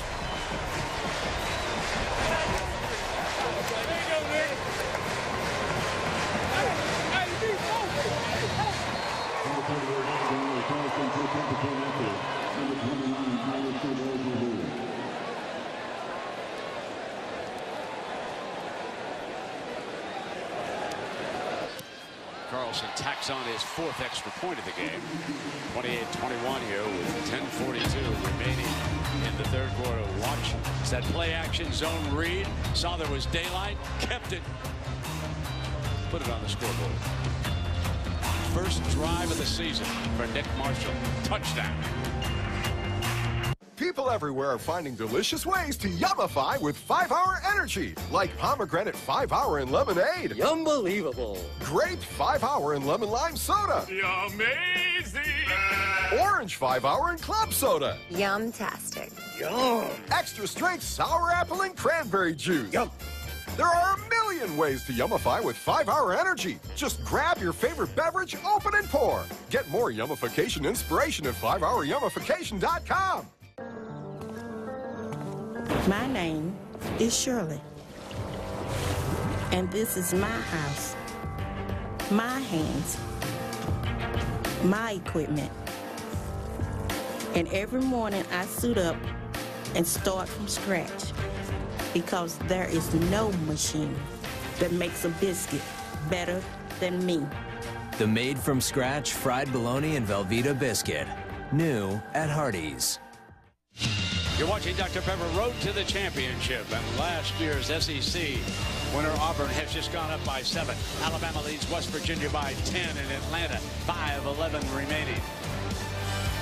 Marshall and Johnson are very good friends. Yeah, it's a nice design here. You're going to see a fake handoff to Cameron Artis-Payne. What they're doing is they're reading this defensive tackle, DeMarcus Hodge. If he chases the run, Nick Marshall's just going to keep it and take it into pay dirt. This is a guy that's run this zone read time and time again. He could do it in his sleep. You see Lyman downfield getting blocks. And like I said, what makes this offense special is the speed of Nick Marshall. Good to see Carlos Marshall back. A little bit of a bruise on his arm in the first half, but he's back to help return his kickoff. And now it's the Badgers in a big question. Can anybody stop this Razorback offensive line?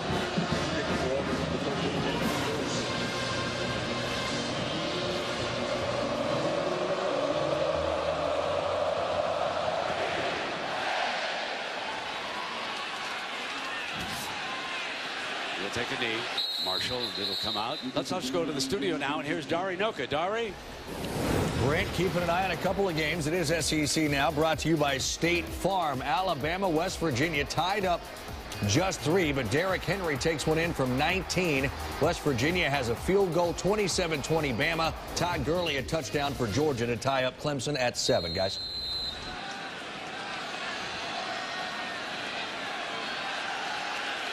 Marshall will be the running back. Razorback offensive line is ready. Good play action by Allen that time, but a better defensive play for Auburn. That's one of their better defensive plays of the game as they come up with the young Garrett has been a good force here. Yeah, and I would argue, Brent, that Arkansas's best defense today has been their offense. They've been able to stay on the field, maintain possession of the football, and give their defense a break. Now, if you're Auburn, you've got to get Arkansas off the field, get the football back into Nick Marshall's hands so the tempo can pick up. And then conversely, you can tire out Arkansas's defense quicker. So a bit of a cat and mouse game.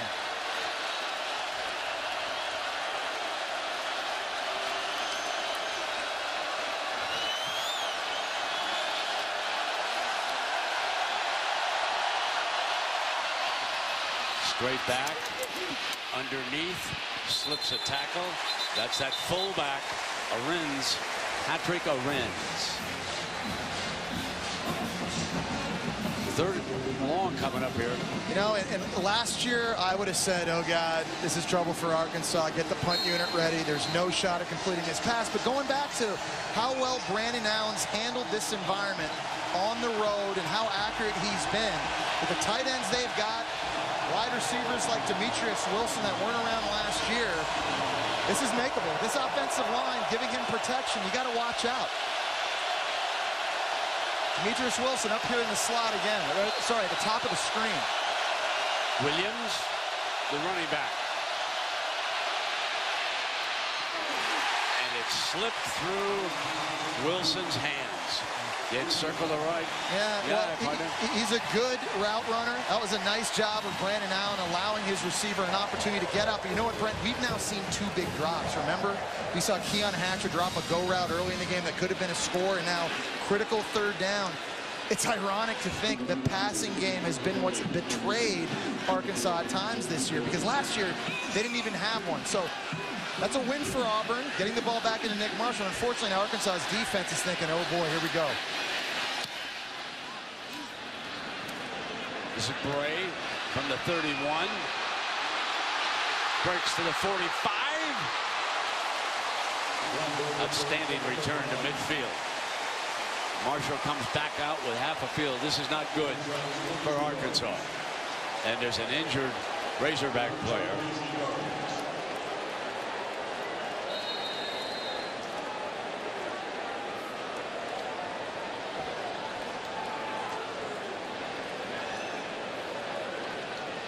We'll be right back.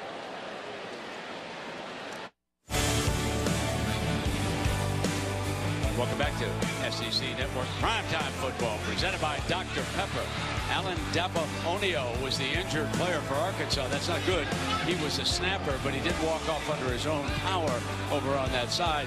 And Jesse, how big is this defensive series for Arkansas? It's huge. You kind of get the feeling this is one of those change in the game type moments here, turning point moment, if you will. The way this offense looked in that first drive with Nick Marshall, the way they were running the football and throwing the football, I think the leaders on Arkansas defense, particularly Trey Flowers, they got to get this defense rising up, because if you get down 14 points right now and Jordan-Hare Stadium blows up, you could be in a world of trouble here in the second half. Marshall quickly checks over to the sideline, brings a receiver in motion, and they start off with Artis Payne on slant. There just seems to be, and I don't want to put Jeremy Johnson down. I did a terrific job throwing the ball, but there's a little bit more tempo here right now. And hold on, they're saying Arkansas ball. It was picked up, and suddenly out of that pile, Spate ran down. Yeah. He's in the end zone. If nothing else, he's got a souvenir. There's confusion on both sidelines right now. Ruling on the field is a fumble recovered by Arkansas. Wow. First down. All right. Wow, what a late call. Take a look. All right, the ruling on the field is down. You need conclusive video evidence to overturn this. Yeah, ball comes out. There's no question. Didn't look like Cameron Artis-Payne's his elbow or the knee had hit the ground before that football got popped out. And that was Tevin Beanham, who's on him, knocking the ball free. Beanham is knocking the ball free. Yeah, with that right hand, there? And he puts that paw in there and punches it out. Instant replay obviously is taking a look at this to make sure that the knee wasn't down. And how big of a play was that, Oh, Brent? my goodness. Because we just talked about how big of a stop this would need to be for Arkansas for momentum purposes. Would that be huge? Huge. Well, you get the football back now to your offense, and just that was a moment. That drive right there could have been one of those defining moments of this game. And Arkansas's defense comes up with a huge play. And that's big, because a big problem on this defense last year, they only had 14 takeaways, Brent. So huge play for defensive coordinator Rob Smith. After review, the ruling on the field is confirmed. First down. There's some happy Razorback fans in one corner of this end zone as you take a look at it. Yeah, I mean, that's a fumble. I know the crowd's upset, but that's pretty clear. It's good call. Good job by this referee crew, seeing that, getting the call right the first time. So here we go. Let's see if Arkansas can take advantage of this opportunity to come from their own 46-yard line to start.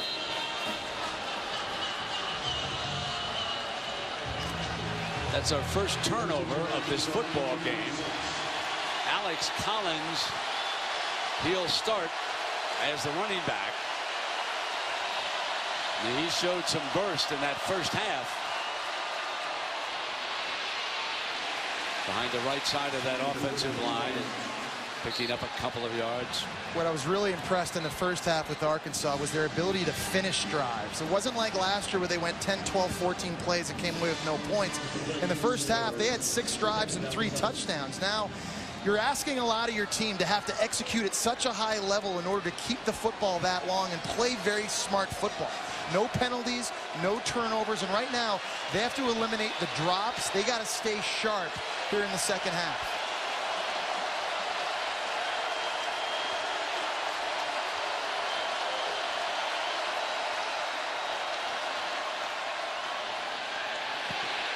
Give it back to a man he faked the ball to, and he maintains his balance. That's Hatcher. And Hatcher does an outstanding job.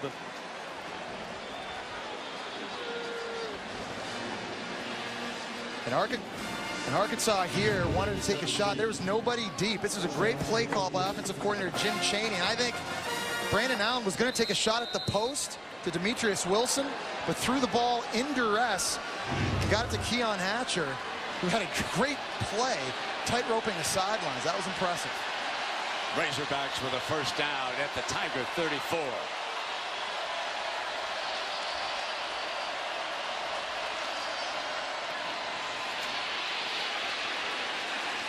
There's that good-looking running back again, Alex Collins. But I am seeing a more physical front seven from Auburn here in the second half, Brent. I am seeing guys bowing up and being better at the point of attack and not getting pushed back the same way that they did in the first half. I think right there in that last play, the football came out again. And Arkansas got it back. That's twice now Arkansas has been lucky getting back on fumbles. Take a look. Oh, the ground caused that. So that's not a fumble. Second down and 9.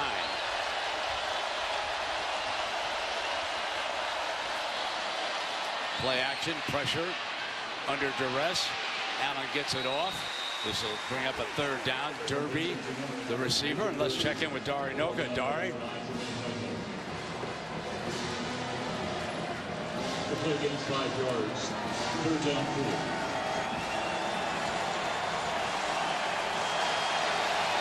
Third down and 4.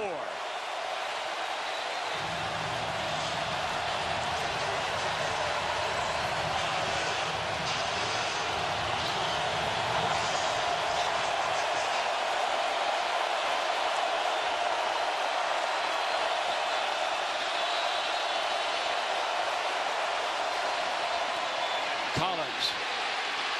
Penalty flag.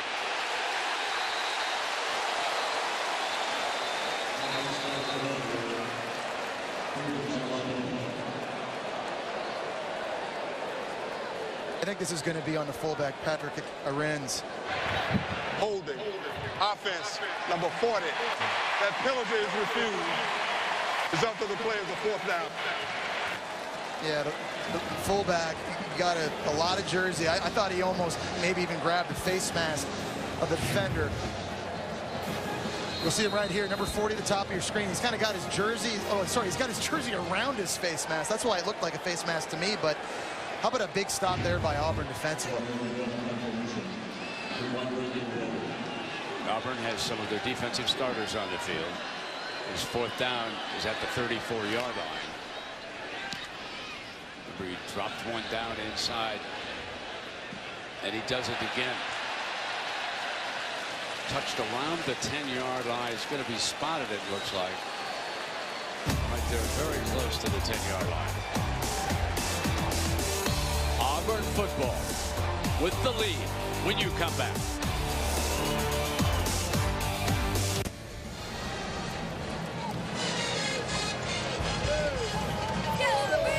.5:30 remaining in the 3rd quarter. Auburn with the football. About the 11-yard line.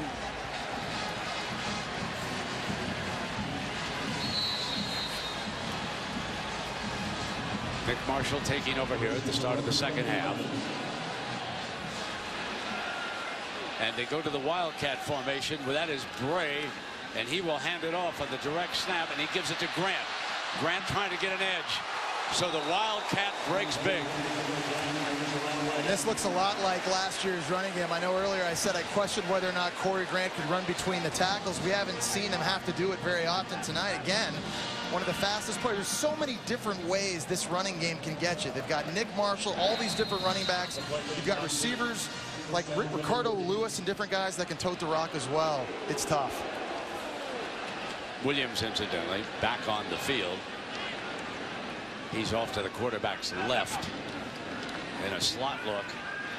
Fires. Williams got it at the 45-yard line. 1st down.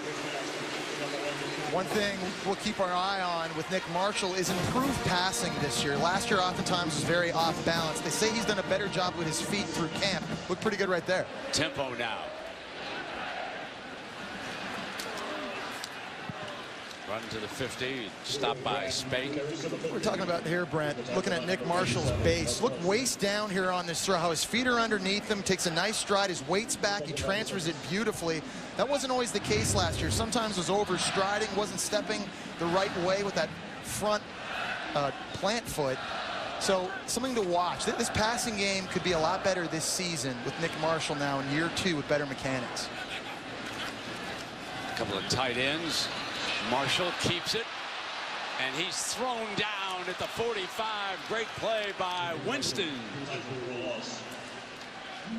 Arkansas lost a huge player in Chris Smith last year at defensive end to the National Football League. They lost 3 starters up front. We talked a lot about Trey Flowers tonight, but it's going to be incumbent these other players on the D-line. When they're given one-on-one opportunities, they need to make plays. Penalty flag was tossed. Substitution infraction. Offense, 5-yard penalty. Still 3rd down. 3rd and longer. Well, let's point out someone we have not mentioned today, Jesse, that you and I agree maybe the biggest loss for the Auburn offense is that great blocker, Jay Prosh. Yeah. He didn't receive a whole lot of headlines around the country, and he was definitely missed on that last play. He's going to be missed in the offense. He's a great lead blocker in this system. Right now, 3rd and long here. This is not where Auburn was making a living last season. If he's improved as a passer, let's take a look. Middle, incomplete. Sammy Coates, I think, was running a different route than where the ball wound up. I think there was a little bit of confusion between the two on that one. I think you have to give Arkansas defensively credit also. I saw Darius Philon make a great play, forcing Nick Marshall to keep the football 2 plays prior before that penalty. And we're seeing kind of the trading blows right now. It's not so much the offenses here in the 2nd half. It's the defenses that have made the adjustments at halftime. Carlson, a little bit off the side of the foot. They're going to stay away from this one. It'll roll dead about the 15-yard line. Well, celebrating its 9th year, sponsoring the Good Hands Field Goal Nets, Allstate makes contributions to participating universities' general scholarship funds for each field goal and extra point kick. Since 2005, Allstate has contributed more than $3.4 million in scholarship funds.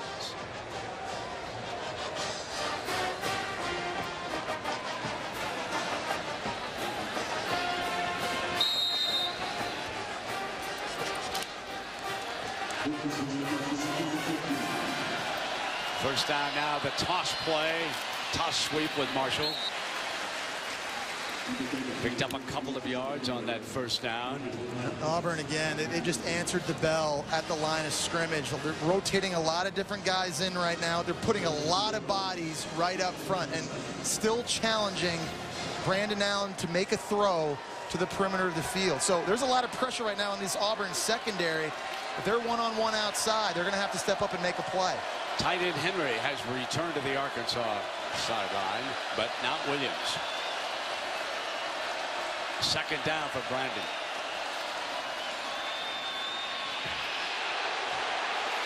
Intercepted on the deflection. Picked off by Whitehead. Whitehead with an open field. Touchdown Auburn. But a penalty flag. Hold on. Penalty flag.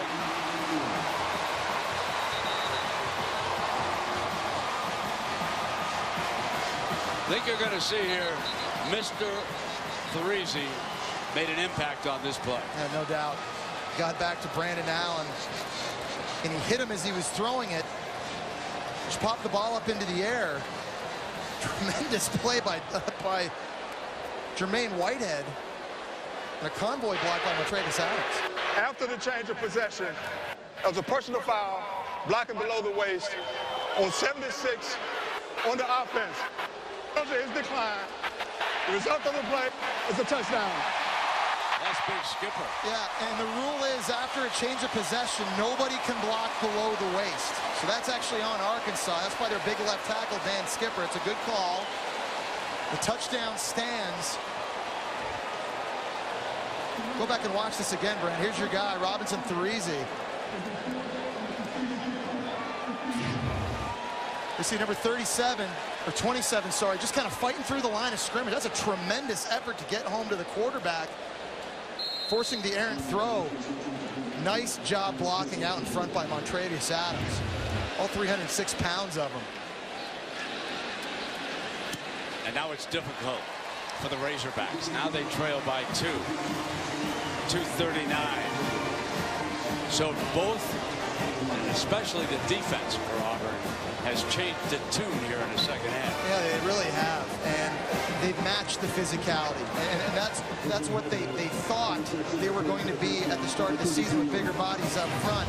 They're playing a little bit different. So go back and take a look at this play again. You're talking about a 212-pound star player, which is kind of like a nickel linebacker, in Threese, fighting through this big offensive line. That is unbelievable effort to create that turnover. We talked about how Arkansas here in the second half would have to keep playing at a very high level of execution, and it's asking a lot. But when you can't have penalties, you can't turn the football over. That was obviously a critical one right there. And on that play, Ford, a defensive back, was injured for Auburn and is off to the sideline. And now it's all uphill for the Razorbacks. See Ford there getting taken in.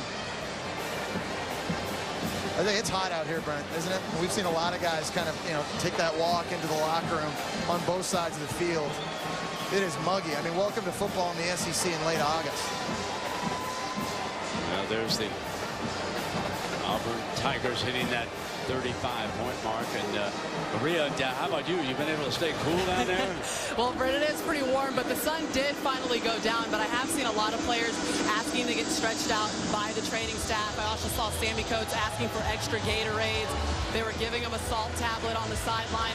And it just seems like on both sides, I'm seeing a lot of extra stretching and guys kind of complaining. You can see them gasping for air a little bit, pulling on their pads here in this half.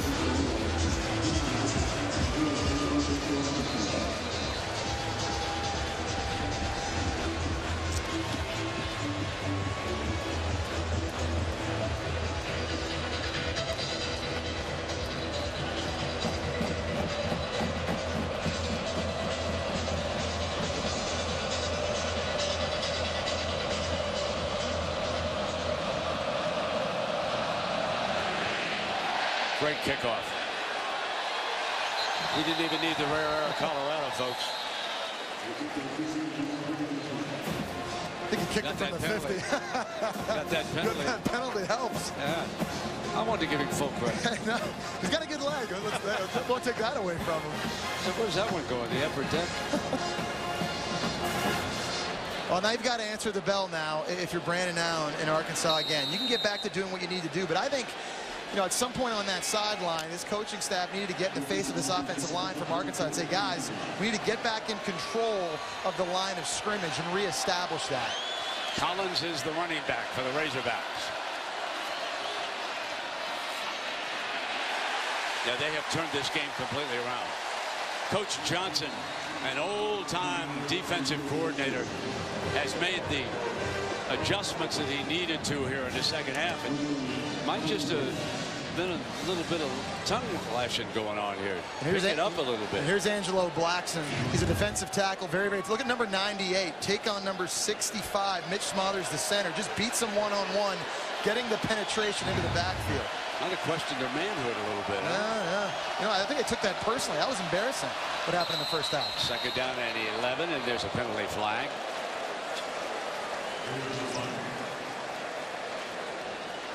There's no doubt about it. There's a different swagger going on right now from Auburn. False start. Offense. Number 74. 5-drive penalty. Repeat second down. That's the right tackle, Bray Cook.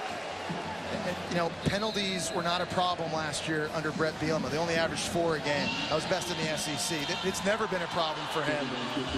But the formula for success, having to maintain possession of the ball as long as they need to score points without a lot of explosive plays, it's easy to say that. It's easy to write that down on paper. In practice, on the road, in a hostile environment, it's really tough. On second and long, Allen fires. And that was a fine play for a first down. He reached the marker, Cody Hollister, young man from Oregon again. Brandon Allen has just looked so confident in this game. And here's a guy that really went through the fire last year. Tumultuous 2013 season. And I think head coach Brett Bielema did a really smart thing. Right away in spring, he squashed any rumor of there being a quarterback controversy. And I think Brandon Allen really responded to that, played well throughout camp. I think Brett Bielema, understanding for his offense to have its best chance, he needs his quarterback feeling good. And Brandon Allen, with the exception of the interception, has really been lights out tonight. He's responded. Williams, the running back, on this first down. Out as a receiver. Got it at the 35. Fumble. Ball loose. Scrum. And he got it back. That was our man again. You don't think number 27 doesn't make a difference on this defense. Larizi. Ball security has to be at a premium right now. That is just textbook tackling right now, going low, wrapping up. And ball security all of a sudden has become an issue for Arkansas. We've seen a couple fumbles. They've been lucky enough to get back on that. I don't really know how Jonathan Williams jumped back on that football. There were about 4 Auburn defenders around him. It was about 9 o'clock last night when we received word that Larizi had been cleared to play. There was an issue with the NCAA over eligibility. Run to draw play. And this will be third down coming up. That was Marshall. That was a big play to get a lot of that lost yardage back, making this third down so much more manageable. Come to the end of the third quarter. Auburn, with Nick Marshall returning, takes a 2-touchdown lead. Boom, boom, boom, boom. Bang, bang. Dari Noka in studio. Yeah, a little wet, a little soggy in Stark, but we're under an hour from kickoff. Mississippi State Southern Miss. That game coming up next. Hudson Mason in from 2 yards out for Georgia, but freshman Deshaun Watson responded with a touchdown strike. 14 apiece right now in Athens. Brett. Good game going on over there in Athens. 35-21 here. It's been a dandy, too. Auburn with 2 touchdowns in the third quarter takes command.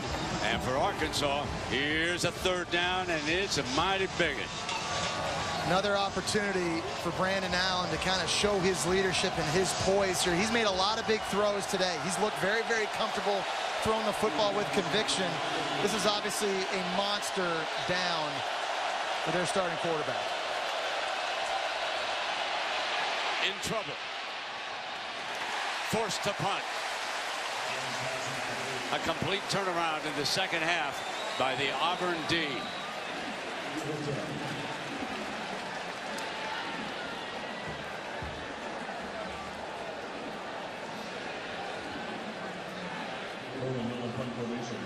Well, you look back through the years at the special team performance by the Auburn Tigers. And wow, it's been special. Back deep now. Last year in the Iron Bowl. Can't beat that one. Here's Bray making the fair catch, and that leads us to this Aflac trivia question. Please bring the duck in. Who is the most celebrated Newton in Auburn history, Jesse? Okay. I remember something historically. I want to say it happened in the Iron Bowl against Alabama. There was a guy that blocked a couple punts way back in the day. Who's feeding this guy? But I gotta get his name. Who is it? You get think about it now. Okay. Think about it. I'm gonna throw a name. Well, hang on now. Okay. Hang on, because we want. All right. You know this up tempo. We got to get a little. What's that called? Punt, Bama, punt. Remember now. Who's the most celebrated? And it's not that guy, by the way. All right. Here's Artis Payne for a first down.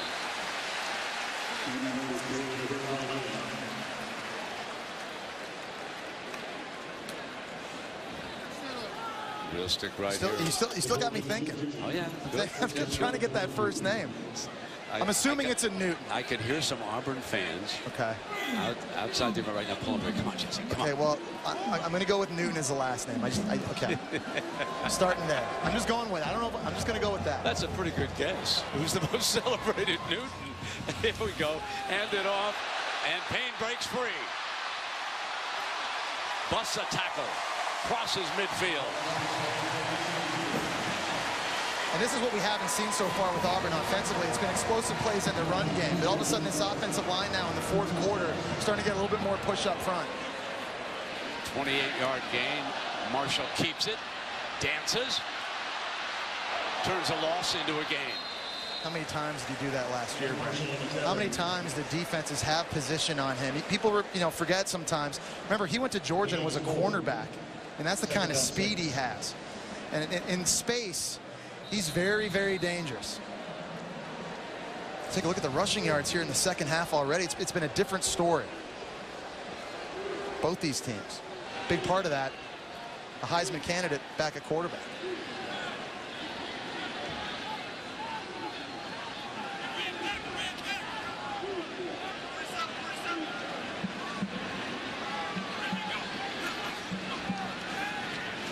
Here he comes again. Looks like he got the first down. I think the crowd wanted a horse call. Yeah, they did. I don't think that was one. That was a good call, but obviously Nick Marshall now in the game plan, getting involved. Kind of still a close game, 2 possessions. To go back and take a look at this again. We'll see here. That's Ellis, linebacker, just kind of gets a hold of the shoulder pad. It's not a horse call. Right? That's a good no call, I think, by the referees. And it leaves him just a little short.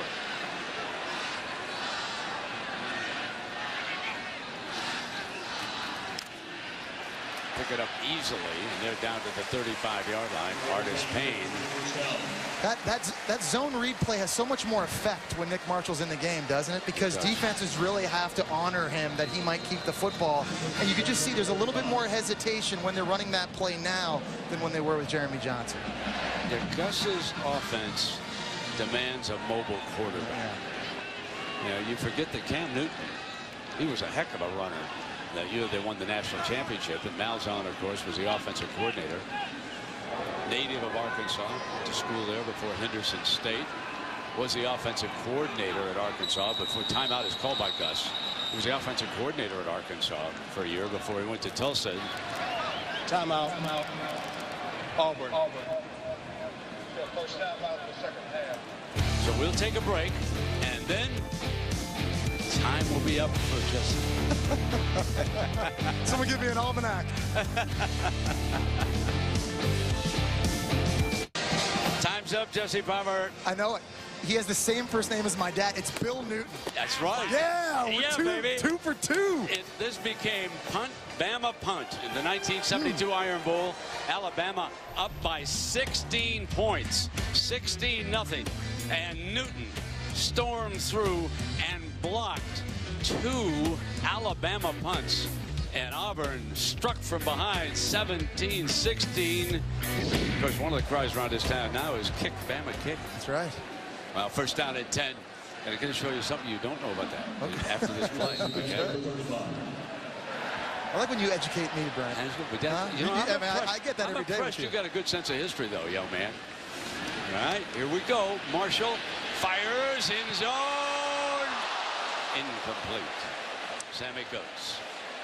That's a missed opportunity. Now, while you were in the coach's room looking at tape of all these players, okay, I was out doing my own research. And that was the final score, 17-16. And that's the name of a wonderful pub here in Auburn, Alabama. Really? Okay, that's right. 17-16. And those boys opened it up for us. And when I come back, I expect to have their second one open. It's 34-28. There you go. And Jesse, they wanted you to have a shirt. Oh, really? Okay, yeah. In honor, if you answered it correctly. Really? Yeah, first down on that play, incidentally. I'll tell you what. There you go. Is it a medium? Because you know that's what I wear. I got the small medium. Yes. Show that. Hold it. Show that. Watch it.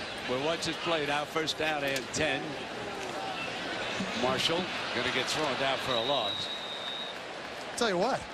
I mean, I had no idea I was going to be winning things when I came in the booth today. I'm going to start doing more of this Aflac research. That's pretty nice. Right there. We could use this. I mean, it's humid up here tonight. I mean, you want to start wipe it up as a towel. This is beautiful, though. Thank you for that. Thank you. 17-16. Good job, though, on getting Bill Newton. That was impressive.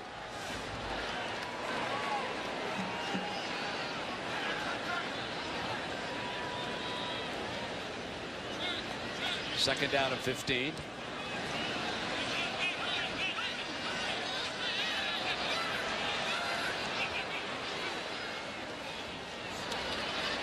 Motion and Grant, the ball carrier. You know, even to come away with a field goal right here and make this game a 3-possession game, if you're Auburn, just about 11 minutes to go would be huge. Now, again, you know, the question about your kicker, we saw him put one off the uprights earlier in the first half. I don't even know from this distance if you feel totally comfortable yet. This is, obviously, you got to come up with a play call here to put yourself in better position to give your kicker a chance at least.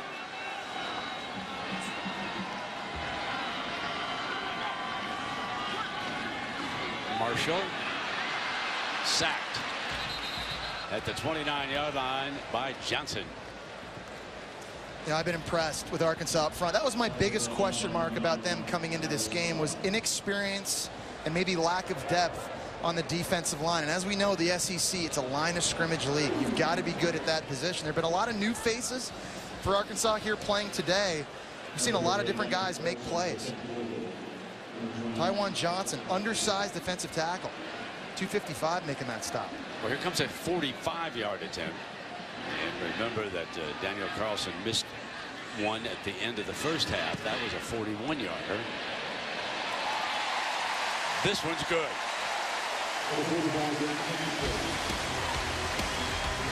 The defending SEC champions finally with a comfortable lead over Arkansas.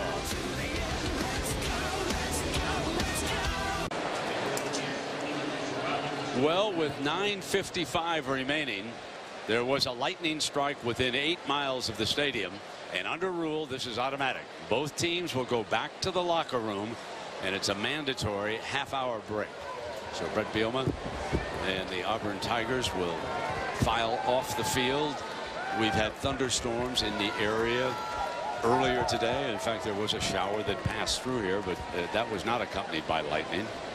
So certainly we hope that that lightning takes a left or a right-hand turn, and it's 38-21 right now with a nice 17-point cushion.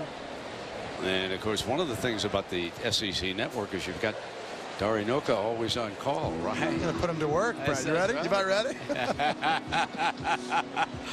All right, Dari. Q McElroy, Q Booger, get him lit up in there. Take it away, Dari. Network. Let's go back to Brent Musburger at Auburn. Dari, thank you very much. And here Auburn on a field goal just before play was interrupted holds a 38-21 lead. Now with Jesse Palmer, we're going to take you back and show the scoring. This game was tied at 21 at the half. Melvin Ray got loose, Jesse, for the game's first touchdown. 49-yard strike for Auburn. It's a really nice play by Jeremy Johnson on that throw, and then Arkansas came right back, had success running the football, found tight end Hunter Henry in the corner of the end zone. Then it was Auburn again. The Artist Payne banging in, and they weren't finished. No, Duke Williams, the big JUCO receiver, doing a nice job over the middle of the field. Big body catch from Jeremy Johnson to get back in the end zone. Back to another tight end, Derby, former quarterback, and now it's 21-14 Auburn. And Arkansas answered again, running the football with so much success. This was the final score of the first half. This would be the last time they got on the board. Jonathan Williams for Arkansas. Nick Marshall sat out the first half, but then on his first drive runs in for his first touchdown of the season. And then the play of the game on defense, Jermaine Whitehead gets a deflection, gets the pick, follows a convoy, gets into the end zone. This was a real change type play in this football game. And the first-year kicker Daniel Carlson nails a 45-yarder, and it's a 17-point advantage. And Jesse, you've probably been through some delays. I think you told me in the NFL once. What does a delay like this do to the players? It can change the game, Brent. It really can. As a player, it's really hard to come back out here on the field after spending all that time in the locker room, not just get your body fired up to go play again, but mentally, trying to get the intensity level back up again. You remember watching the Super Bowl a couple of years ago, Baltimore versus San Francisco. They had that lighting delay. Remember the lights went out in the dome? Well, they came back out. San Francisco was a completely different team. They almost won that game. This game's not over yet. We got a 17-point game right now. Had a little bit of rain. We got to see where these players are with respect to their mentality. This will be interesting. Yeah, Wisconsin will get the ball, but let's check in down below now with Maria Taylor. Maria? Yeah, Brett, the rain's still coming down a little bit, but it's really tapered off. I talked to Gus Malzahn, and he said he got his team back up with about 5 minutes left before the warm-up started to make sure that they got their legs moving. But during the break, he wanted to get them off their feet so that they could have some rest. Now, he said they did probably too much wet ball practice this week because they knew that this was going to happen. They're going to be relying on veterans here. And as for Arkansas, Coach basically told me that they had fun. They had 250 peanut butter and jelly sandwiches, said the team completely crushed it. They got some music going, so they're hoping to have fun when they get back out here and finish up this game strong. Maria, I've got to apologize to Razorbacks. See the coach over there?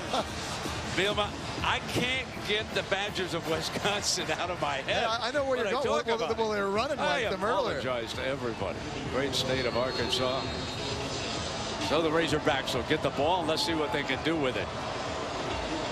That rain delay was an hour and 28 minutes. The crowd before the rain, 87,451. That's a capacity here in Auburn. And many have hung on, including a lot of visitors from Arkansas. Fielded by Marshall for a moment, and now it'll come out with a touchback. And we will see what the Razorbacks can come up with.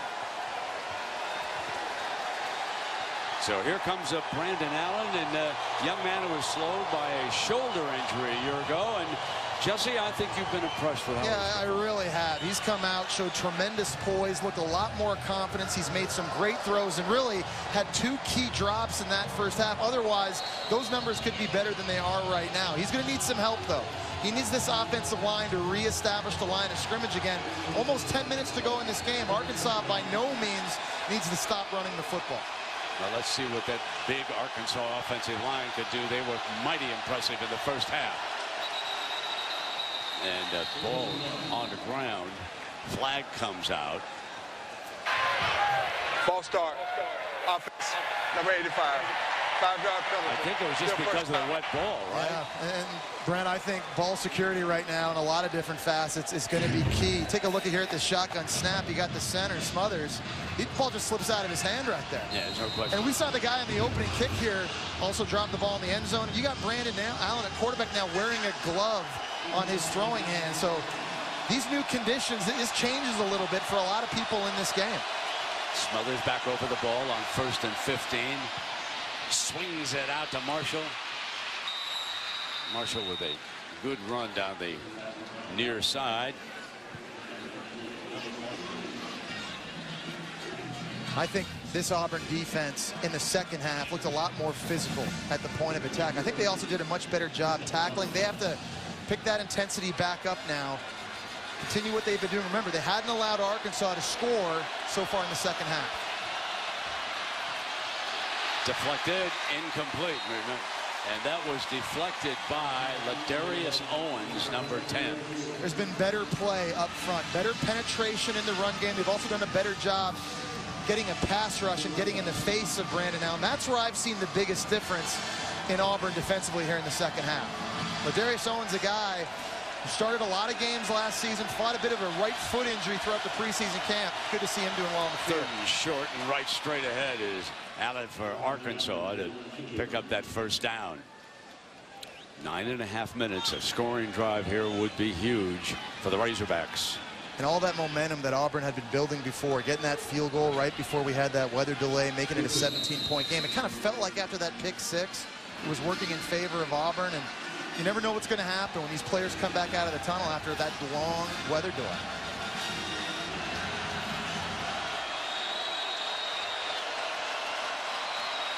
Allen on first down. On the move, dropped, incomplete, and Henry could not hang on. Justin Garrett with coverage on the tight end. Really good job by Brandon Allen, I thought, keeping his eyes downfield and just trying to make a play. That's just a good job by Garrett. You know, that, again, slippery pass, slippery football, kind of getting in on the body of Hunter Henry. But there's Garrett. Feel-good story after missing most of last year with a couple foot injuries. He's made a couple plays tonight in the run game and now in coverage. Second down and 10.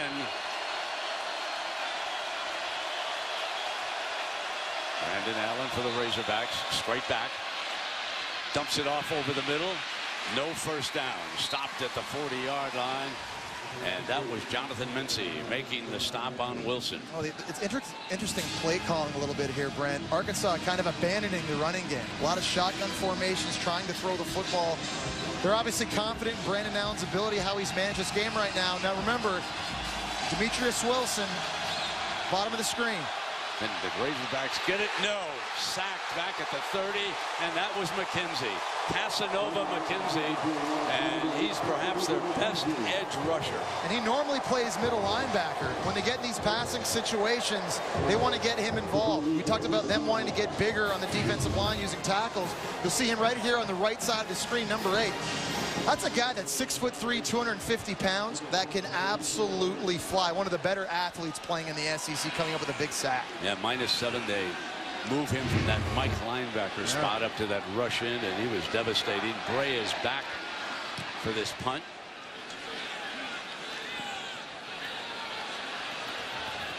Took a couple of Arkansas bounces inside the 15-yard line.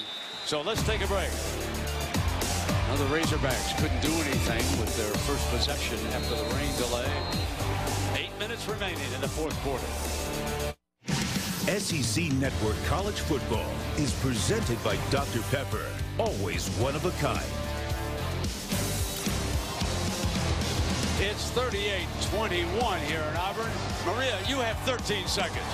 13 seconds. That's exactly the motto for the Auburn Tigers this year. You might think that you'd want to forget last season losing the national title in 13 seconds, but check out those Roman numerals. That's 13. Tough and together, 13. That's because Gus Malzahn wants his team to be 13 seconds better all season long in every single thing that they do. And that's the major focus and goal, to make sure that complacency doesn't set in on this team, guys. Yeah, thanks, Maria. Gus has joined the elite coaches in all of football. A high school legend back in Arkansas, and moved here to the FBS, and he thinks that football is headed in the direction you're watching. Wide open, up-tempo, and what a terrific run that is by Cameron Artis Payne out of Harrisburg, Pennsylvania. 32 more yards. It's a great start for Auburn offensively after that break. Just a simple zone read play, and there's the power of Cameron Artis Payne. We talked about how he's always been a great inside runner. Lost a little bit of weight this offseason, showing a little bit more quickness maybe than he did a year ago. He's been really impressive tonight. Already over 150 yards for Cameron Artis Payne. Trying to replace Trey Mason, trying to become #1 for the Tigers, and he made a huge statement today. And this is Marshall. He's going to be wrestled down by Ellis. Stop him. You know, there's a couple of basketball coaches that we want to mention. Obviously, Bruce Pearl here at Auburn has been hired by the fine athletic director, Jay Jacobs, and he has worked every camera. He's worked every lunch. I've never seen a man as active in the town as Bruce has been. But then Arkansas, our old buddy Jimmy Dykes, longtime announcer for us at ESPN, and a good one, took the women's job, the head coaching job of the women's basketball team. We certainly wish both Bruce, who also worked at ESPN last year, and Jimmy the best of luck with their basketball teams this year. Two class guys. Twisting and turning, Artis Payne muscles to the 40.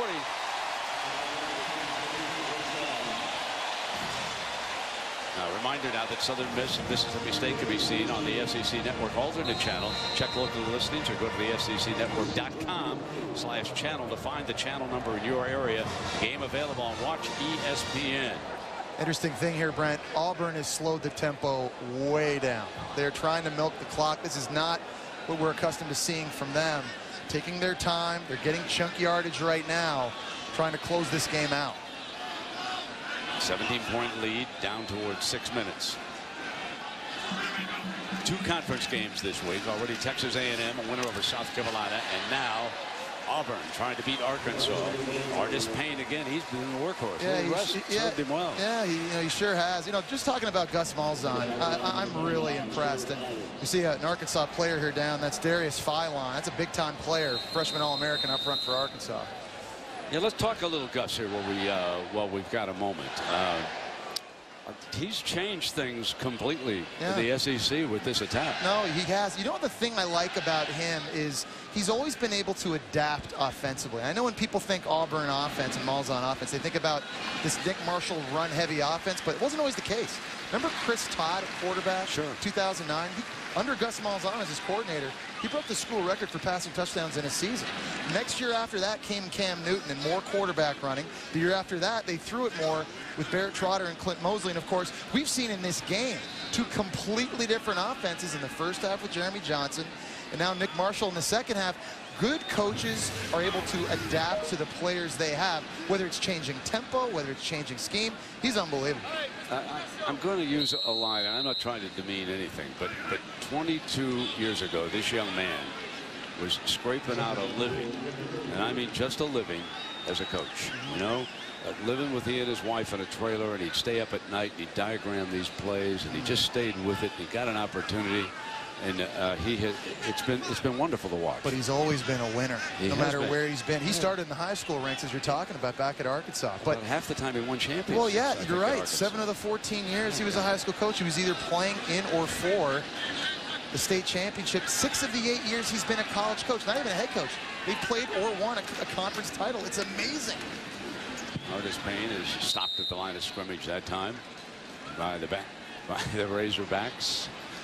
And Brent, I think looking forward to this season, there's two big advantages Auburn has this year in the SEC. One, it's getting Nick Marshall back at quarterback. First time in his 9 years as a coach, he has a returning starting quarterback for a second straight season. So with familiarity in the system, that's huge. We talk about a league that has a lot of attrition at that position. I'll give you one huge disadvantage, and it's called schedule. Yeah, no doubt about that. 3rd and 5. Corey Grant, the running back.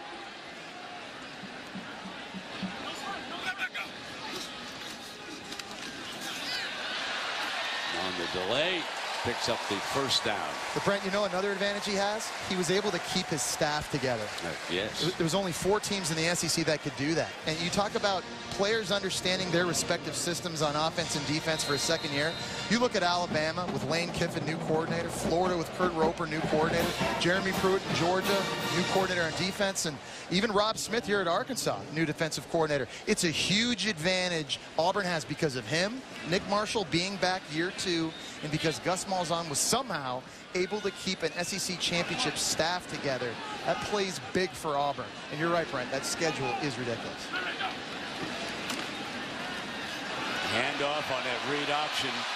The defender looked at the quarterback, and that's all Marshall needed. Dive for the end zone. Out of bounds. Looks like it's going to be marked at around the 3. Let's take a look at this. He was going for that pylon. Yeah. Take a look at where the football is when he gets at it. Like, he touches out of bounds with that right foot way early. So that's a very good spot by this referee crew. And how about that speed by Corey Grant, guys? Would you say again, how many coaches got him at sub 4.2 on the handheld 5? 5 guys got him.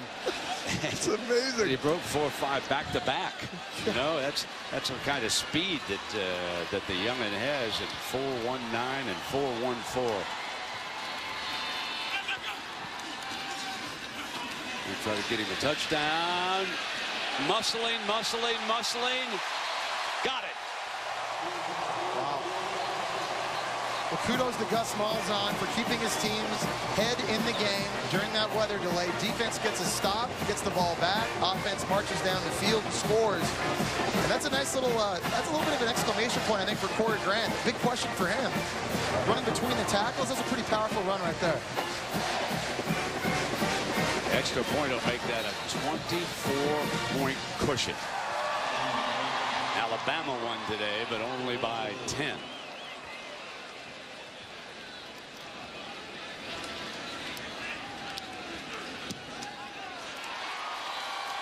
Carlson puts it on the board. Auburn, tied at the half, has dominated Arkansas here in the second half. Bang, bang, bang, bang. Welcome back to SEC Network Primetime Football, presented by Dr. Pepper. Auburn appears headed for a win. And, of course, we were there a couple of days ago. Kenny Hill threw for 511 yards. They shocked South Carolina and Columbia. Vanderbilt later that night was knocked off by Temple, 37-7.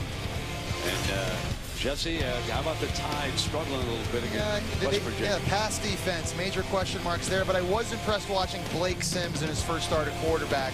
I thought he played well. Put the ball back on the tee here for Carlson, who's been very, very busy. And there is Marshall, who took over as the quarterback. And you don't want to give him all the credit because the defense stood up, but the whole tone of this football game changed. They stopped the Razorbacks, took the ball, went down the field, and Marshall scored his first touchdown of the season. Now Carlson. This will be another touchback, and let us go quickly to Dari Noka for an update. Dari. Brent, thank you much. In Starkville, that game is underway, and it's a good start here for Mississippi State. Nick Griffin going to take this win. A reminder, when we're done at Auburn, we're going to bring Mississippi State and Southern Miss over to SEC Network. By the way, your game not the only one impacted by rain in the conference. Florida and Idaho going to start about 13 minutes from now over on ESPNU, guys. All right, thank you very much. And 3:15 here, and then we'll go to Starkville. Hey, check out Mississippi's. I can't wait. That's my guy, Dak Prescott. I've been talking about it. Our friend McElroy likes him too. Of course, I like Hudson Mason of Georgia too. Oh yeah, I noticed that. Anyway, firing incomplete. It'll be second down and 10. Hatch with the target. I know the score doesn't necessarily indicate this right now, but would you agree this Arkansas team is much better than they were a year ago? Well, I have to be careful because I didn't cover an Arkansas game last year. But let me say this. I was really impressed with the first half. Yeah. Well, I think they've been a little flat here in the second half, and they kind of changed from a running team to a passing team. Of course, when the score gets out of hand, you got to put the ball up. I get it. But it seemed to me they were gashing Auburn in that first half. Swing it out now, and that is Collins. I think they're a very hungry team. In my eyes, at least offensively, I think they're going to be way better. I expect them still to run the ball. I've been impressed. They'll be a better passing offense this year. If Brandon Allen can stay healthy at quarterback, Brett Bielema has had a very successful offseason. They look bigger, stronger. And I think after they finished strong last year in the last 3 games, I think there are a lot of positives if you're an Arkansas fan that you can still take out of this game. Jesse, I'm sure you and I will see the Razorbacks. Yeah, I hope so. Along the line. I hope so. We'll be good to take another peek at him. Here's Allen, and he being chased on the run, and that was out of bounds, incomplete. Meanwhile, for Auburn, looking forward. Oh, yeah. Well, I guess my biggest question, and it's been impressive. So who's the real defense? Is it the defense we saw in the first half, or is it the defense we saw in the second half? You take a look at the schedule, Brent. You're going non-conference right here. Kansas State on the road at a team that won 6 of its last 7 games. And I want you to just focus on this box right here. That's consecutive games. It does not get any tougher than that. This is about as brutal a schedule, certainly a conference schedule, as you'll find in the country. 4th and 5, and timeout has been called. Timeout. Auburn. So we'll take a break with the timeout having been called, and then we'll be right back. 2:25 remaining in Auburn. Dari Noke in studio. Georgia Clemson Bulldogs finally stretches to a 2-possession game. Todd Gurley with his second touchdown of the game. Gurley's run for 147 yards on 14 carries, 31-21 Dogs. Start time in Gainesville, Florida, Idaho, now 9:27. Jesse, help him out. That's an after midnight. Dari will still be in the studio. No, I know. He's got to do updates into that game. He's getting his work in. Oh, yeah. Well, it's week 1. We like that about him. He's a grinder, though. He's like you. He just reload. 45-21. Here comes the 4th down play. Allen moves the pocket to the right, throws for it, and it's bobbled and dropped. Had the first down, couldn't hang on to the slippery football down there. So, you know, a team we haven't talked about, and they're going to be up on the network tomorrow night. Tennessee playing Utah State. What's your feeling about Well, they're, again, very talented, very, very young. I'm really excited to watch them and see what these young players really look like. Playing against a very good Utah State team led by quarterback Chucky Keaton. But Justin Worley, a quarterback who won the job in a big competition this offseason, has to be efficient. He has an unbelievably talented wide receiver corps led by a guy, Marquez North, a true sophomore. A lot of good bodies there. They got some good young running backs. The big question for them, they lost every starter on the offensive and defensive line. And you and I keep talking about the SEC being a line of scrimmage league. That'll be a lot of fun to watch. We'll learn a lot about Tennessee in their first game tomorrow night. So Auburn will run out a youngster, Jonathan Wallace, to finish this game up, which leads to the question, what do you think of Nick Marshall's performance? You know, I thought it was great, Brent. Obviously running the football. Here would be my question going forward. Jeremy Johnson looked good early throwing it. This is not a controversy. Nick Marshall should be the guy. They need to be efficient this year in the passing game. Auburn fans will remember wide open receivers against Alabama and Florida State last year, then missing those throws. We saw one in this game on a post to Sammy Coates. When the big plays are there to be made, Nick Marshall has to be able to hit those plays. When you get guys like Duke Williams and some of these new receivers we're seeing, this offense has a chance to be more balanced and more dynamic. But Nick Marshall, no doubt about it, can be a Heisman Trophy winner. There's a young running back out here, Peyton Barber, number 25, that Auburn likes a lot. Hard for him to break into the rotation. But this youngster right here, you could see how powerful he was sliding through that line. That's one of his strengths, and I dare say that's going to be an Auburn number to keep an eye on. Yeah, the next couple weeks he's going to get some reps. Don't the rich just get richer, though? You lose Trey Mason, then you got a Cameron Artis-Payne, a Corey Grant. You got this guy Peyton Barber, who I rode the elevator with Maria with 2 days ago. He's impressive looking. And then you got Rock Thomas. They got a true freshman who's the 5th-ranked running back out of high school, Mr. Alabama last year, picked Auburn over Alabama. They've got a tremendous stable of running backs here for years to come in this Gus Malzahn offense. 3rd and 6, and we'll see if he gets another look. Yes, he does. Swing it to the left. Shakes and bakes. Yes, indeed. How about this young'un? No doubt. Down to the 11-yard line. You know what he's thinking? How come you waited so long, Coach? You know what, though? You need these type of guys, don't you, Brent? Oh, yeah. And there's a Arkansas player down on the field right now, but you know, in the SEC, it's a long 12-game regular season. It's a physical conference.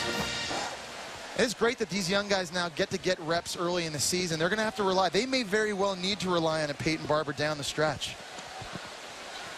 See Rock Thomas there, the guy we talked about, big-time recruit.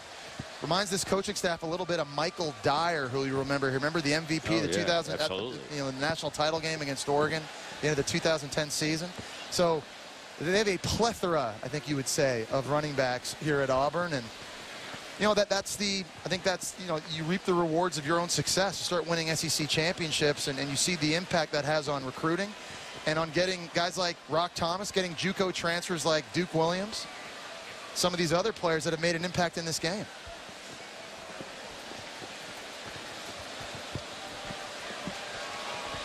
So the injured Razorback, and we certainly hope that he's okay. And let's peek at the Arkansas schedule.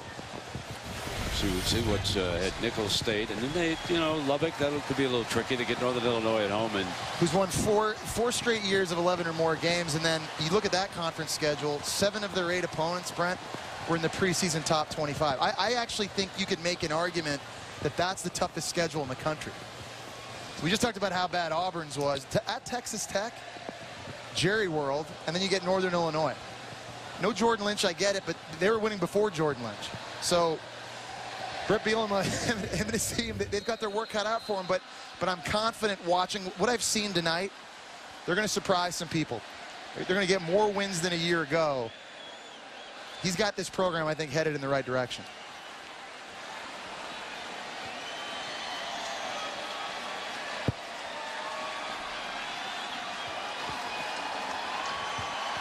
final seconds ticking away.